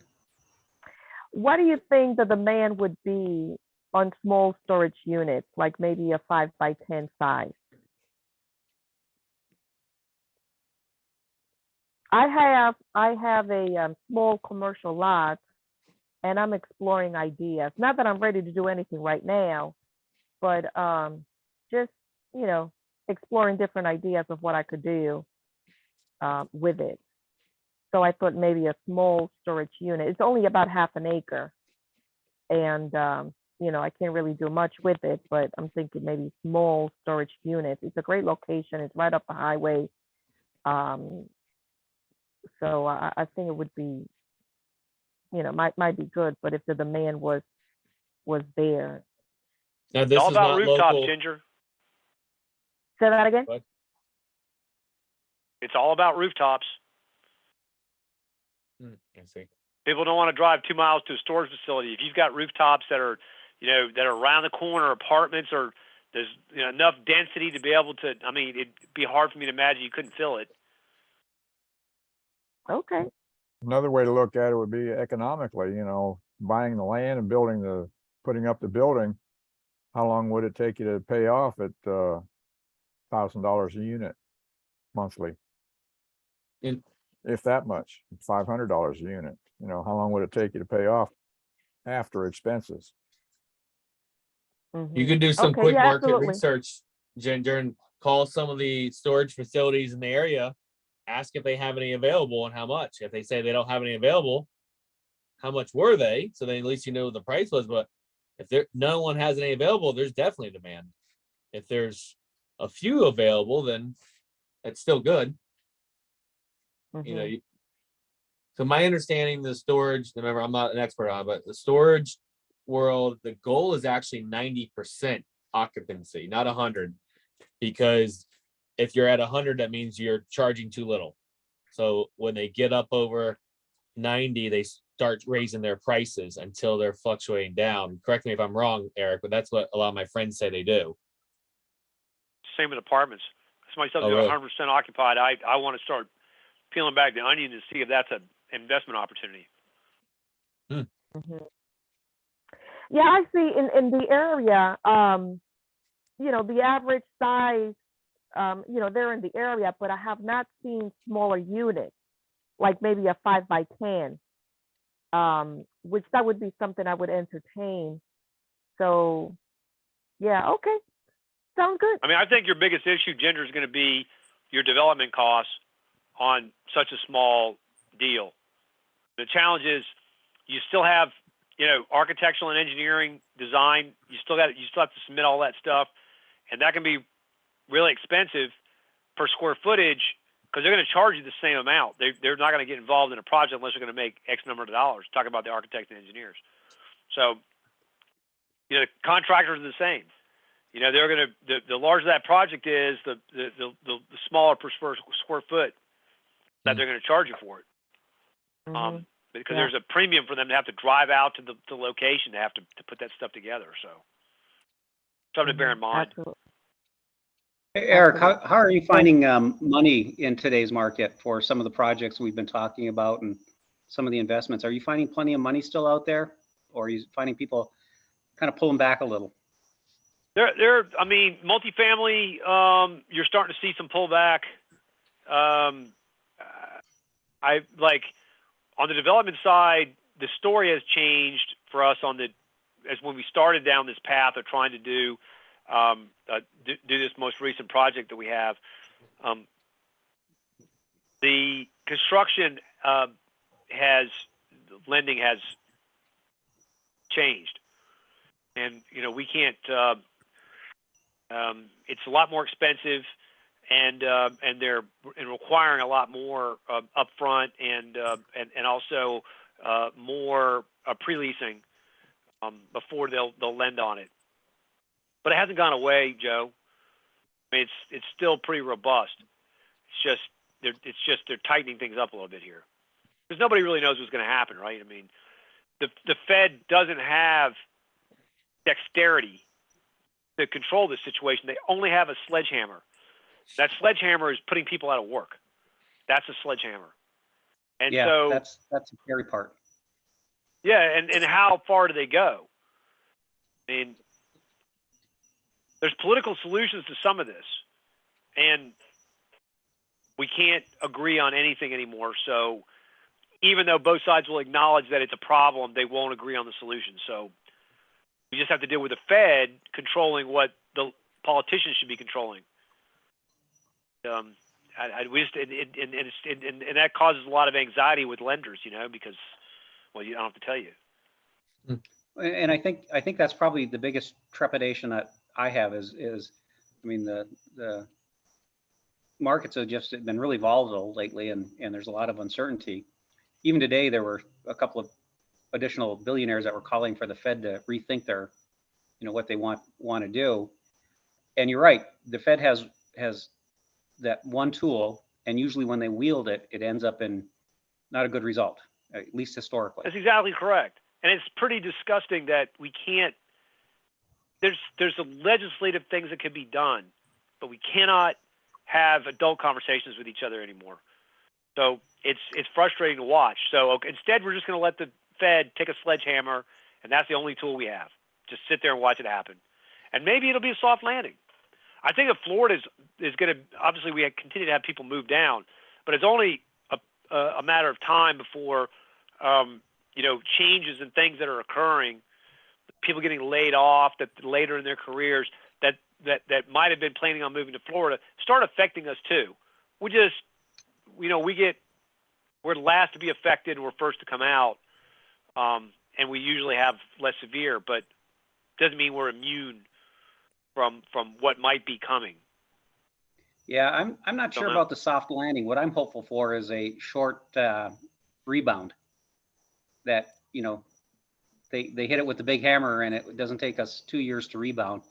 Maybe it only takes us 6 months. But again, that's just speculation. Yeah, we don't know. We don't know. There's a lot of geopolitical things out there too that we just don't know what's going to happen. Well, I've got another direction of car washes. Have you heard anything on them? I know that they were hot for a bit because the hedge funds were buying. Do you see anything there? We have a parcel in Temple Terrace that we're trying to develop, and city of Temple Terrace owns it. Probably for every inquiry we've had non-car wash, we've had 5 car wash inquiries. Wow. Of the 40-something inquiries, the vast majority of them have been car washes. So it's still hot. And it's institutional money. It's not mom and pop. I don't know what they're looking at, but it's institutional money. So then I have been thinking a hidden space, because I watched how mobile home parks and storage facilities well, wait a second, because I want to actually my headset was dying, so I had to pick up the headset. You're on the phone. Okay, I see. So I watched, to me, one of the common denominators of the storage facilities, mobile home parks, a few other things were that they took a mom and pop business and brought it into the 21st century or 20, whatever. And I see laundromats maybe being the same concept. I don't know how they're going to do it, but do you think that there's something for the future of buying laundromats? I can't believe they're still around. But do you see anything there? Have you seen, what are your opinions on laundromats? Well, you know, one of my better clients actually did that for a living. He would buy these mom and pop. And what he would do is the laundromat, because, you know, people were skimming money off those things for years. And the IRS has wised up to that. And they now know that there's a amount of water usage that they can translate a direct correlation to dollars that are coming in. But this is before that period of time, and he made a lot of money. He would go into these older operators and tell them, I'm not going to pay you what you think is market rate because you can't prove to me that that's what this makes. And you get someone who's 75 years old who's tired of going around and collecting stuff, and you got a guy with his cash in hand. He's like, well, you know, I made my money. So he would go ahead and sell it. Then this guy was an accountant. So he would count every penny, and he'd report every penny. And then he would turn around, and he'd flip them and make money off of it. But you've seen the industrial and institutionalization of laundromats too. Oh, there has been? You know, there's a number of them now. In fact, I spoke with them with ICSC, with the International Council of Shopping Centers, a big retail gathering that in Las Vegas and in Orlando every year. And I was just there in August in Orlando and meeting with some of those guys. But, you know, they've been around for probably 10 to 12 years. These, guys basically scoffing up these laundromats. And, they obviously make good money at it. Lots of ways to skin a cat, man. So it has been working. You know, now I'm thinking about the guy that brought it up to me is how I met you, Dave Bingham. I don't know if you remember him. Yeah. That was where I originally met you at his house when he had that little Bigger Pockets meetup. We still try to see each other every year or so, I guess is really what it's been. But, how long has that been, Adrian? I don't know. I'm not good at keeping track of time. A long time. 10, 11, 12 years, something like that? I'd guess I want to say one of the very first meetings I went to. I may have gone there before I came to PCREIA. I don't know. It's been a long time. Greg, did you have a question? Any last minute questions? Joe, Lonnie? Lonnie just posted that person who cleans out the estate stuff, her name and number. Yeah. Awesome. Greg, I see you're unmuted. No, I'm good. I don't think I had any questions there. Okay. Well, then I've got a final question for you, Eric. What is the most shocking thing you've seen in the commercial world this year, good or bad? Well, that small bay warehouse that we traded, I wake up in the middle of the night in a cold sweat, realizing the mistake I made by not buying it myself. I mean, they're taking that guy built that probably, he finished it in like 2018, and I think he's got about $3.5 million in it altogether. And we sold it for $7.9 million. And by the time these people get done with it, it's going to be worth $14 million from a cash flow standpoint. Wow. I'd be retired with you rolling the big bucks, Adrian. You live a pretty nice life, at least the Facebook world of you does. I know you enjoy yourself. Awesome. Joe? Now that's the thing is I've never seen anything like it before. Yeah, that's crazy. It wasn't just that asset. We're seeing it all over. When you see rents appreciate, you saw this in apartments, seeing it in industrial. There's people can't keep up, and so if you can find those opportunities where somebody's held an asset for 20 years and just want to get out. They're happy with the amount that they're pulling out of it, and you see the opportunity to create value add by increasing rents and maybe doing a little this or a little that, fixing the property, whatever. There's some serious money to be made. I mean, these folks that bought this, I don't think anybody along the line, the person who sold the lot, the person who developed the lot, the person who bought it now, any of them are going to complain about what they're making off of it. They all probably bragging about it. Yeah. So. Awesome. Totally unrelated question. Yep. Go ahead. Eric, Adrian said that you're a sailor. I do. I do sell. What do you sail? Well, I'm restoring an S2. I got a 7.9. I'm not sure if you're familiar with that. It's a Great Lakes boat. But it's you know, from a hull rating, it's a little faster hull rating than a J24. It's a 26 foot. But I mean, I'm a member of the Tampa Bay Sailing Squadron. I go out with those guys. Anytime they're going out, I'll go out. As a matter of fact, we're taking out a 54 Beneteau on Saturday. Sweet. I sold my boat about 2 years ago, and I used to do a lot of racing when I lived in Houston. I've done quite a few offshore type things. So, yeah, if you ever need crew, I've got a little bit of experience. Oh, that sounds good. I mean, my goal in my next career is to sail across the Atlantic. Wow. Nice. Actually, I helped a friend bring a boat from Chesapeake all the way down past the Keys and over to Texas. 17 days and 2,000 nautical miles. How many days is that, Joe? 17 days. Nice. That's about it. That's almost an Atlantic crossing. Yeah. Yeah. That was my longest. I've done a couple across the Gulf, back and forth a couple of times, stuff like that. So I miss it. I'm looking to get either on a racing crew or just get some time on the water. It's way too busy over here. I mean, they don't have anything over Plant City Way, do they? I mean, do they have any sailing clubs over there or anything? I don't know, Adrian. I actually live on the other side. I'm in Auburndale. Okay.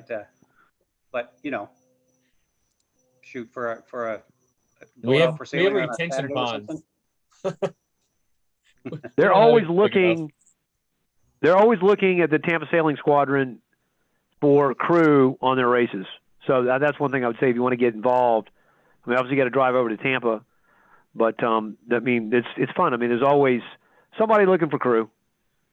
Yeah, it's actually one of the things I usually do, and I just have been a little bit, well, I just haven't done it, is go put my name down in the marina and, you know, a little background on my abilities, and typically found that you'll find somebody who needs crew. Yeah. So I miss it. I used to live aboard actually for 4 years when I lived in Did Texas. you? What'd you have as a liveaboard? I had a 45-foot Hunter, the Passage. Very nice. Yeah. It was very Hunters comfortable are boat. very underestimated boats. They're big interiors and you know, I think they've got an unfair reputation of them. I've sold a lot of really nice Hunters, and for accommodations, they're probably one of the best boats on the market. They're great. They shot themselves in the foot when they were, you know, in some of the earlier years. They put out a pretty shoddy product, but they came back and really did a nice job. They had good hardware. They're a light displacement boat. You know, they're intended for, yes, they're rated to go across the Atlantic, but that's not what they're intended for. They're intended to live aboard. They're very comfortable. Right. They're very comfortable. Very, very large and, you know, cabins and very beamy. They're a lot of space. Yep. Good boats. Anyway, sorry for the sidetrack. I just thought we'd. No, you never know what we're going to talk about on here.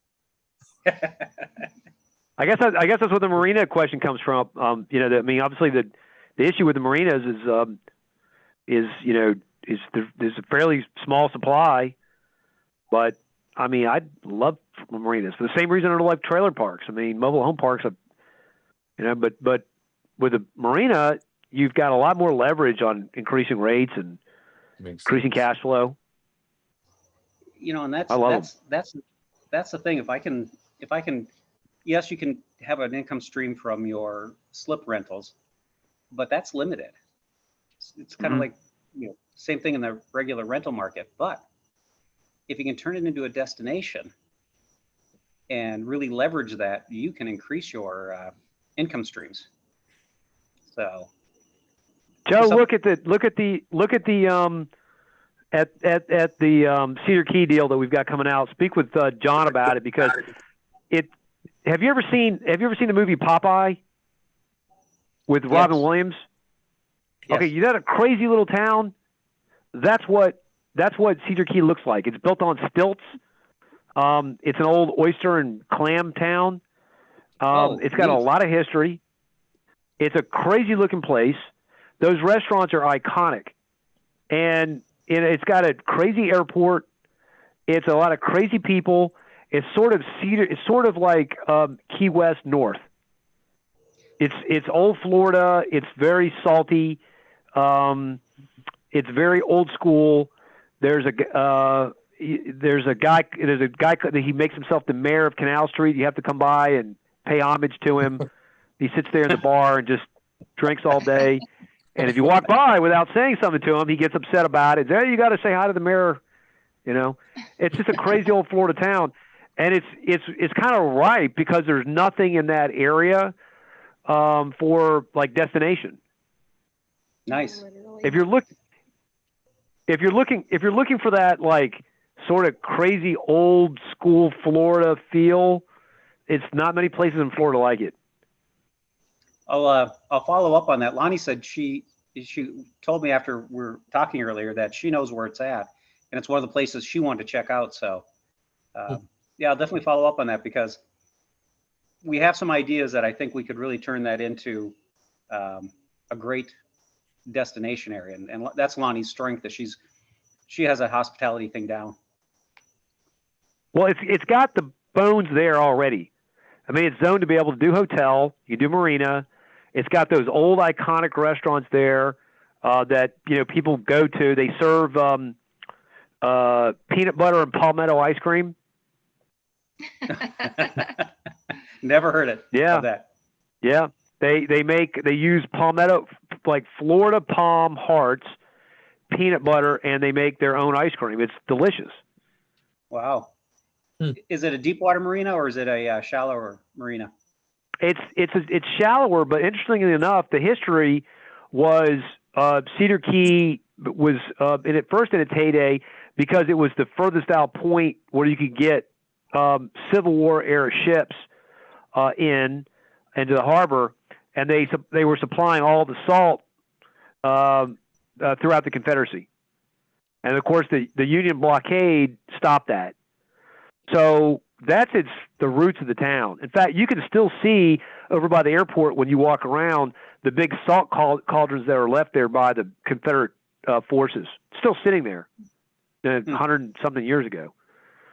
You know, it's got some dark history too. But I mean, the area around is old school Florida, man. A lot of little keys, a lot of little islands around there. It kind of looks like you would maybe imagine Everglades City. Like if you plop somebody there and you said you're in Everglades City, you're like, yeah, I can see that. You know, blindfolded them and laid them there. Well, it sounds like an interesting spot. Yeah, there's places like, you know, Babe Ruth would go fishing there, and yeah, it's a crazy place. What's the depth of the marina? You know, you're gonna have to ask John that. He's there is no marina there right now. It's zoned to be able to do marina and hotel. Gotcha. So there's the possibility of being able to do hospitality on top of the restaurants. Nice. Or remove the restaurants and I mean I think you're kind of losing a big piece of it. That's what you decide to do. But I mean, I do think there's, you know, you do have the opportunity to go vertical there if you want to. Yeah, I want to try to keep the flavor. I mean, that's what destinations are. Is, you know. Correct. It has. And it's already got the bones. I mean, it used to be when I was there, and when I would go there, we'd go there and pick up oysters when I was in college. We'd drive over, do an oyster run, get some grouper, whatever. It was as old school Florida as you would ever find. There was nothing but just redneck Florida, and you know, you sit there and just drink a beer with the oystermen, and they'd tell you stories, and they're just as crusty as they could be. Well, when I was in college, they started to do some development around there, started building some condos and homes and things. And so those folks tend to be more of like the golf cart folks.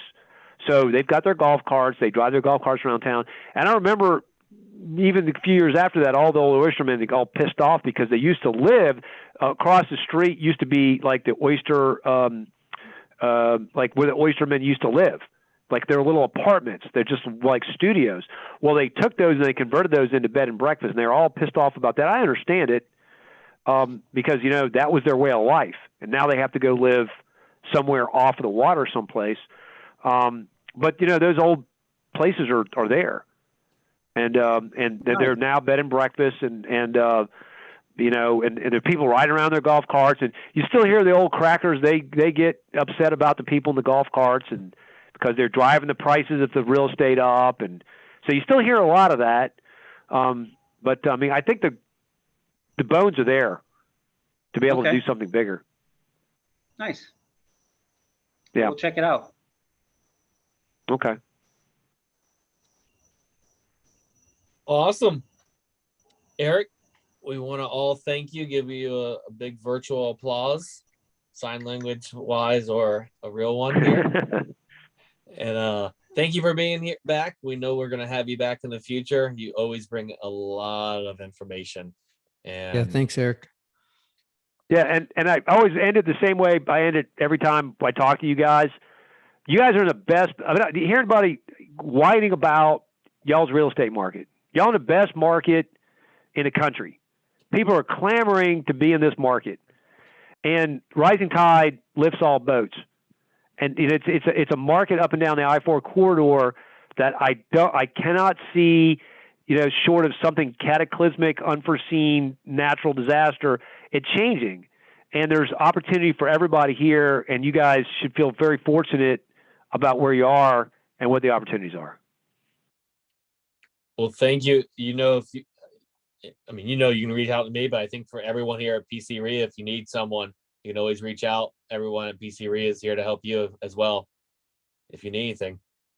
No, I appreciate that, guys, and I always enjoy having chats with you guys. Well, thank you. And again, in the spirit of PCREIA motto, investors helping other investors, seek out, help someone, help Eric if you can. Remember what he was looking for. And we will see you at the next one.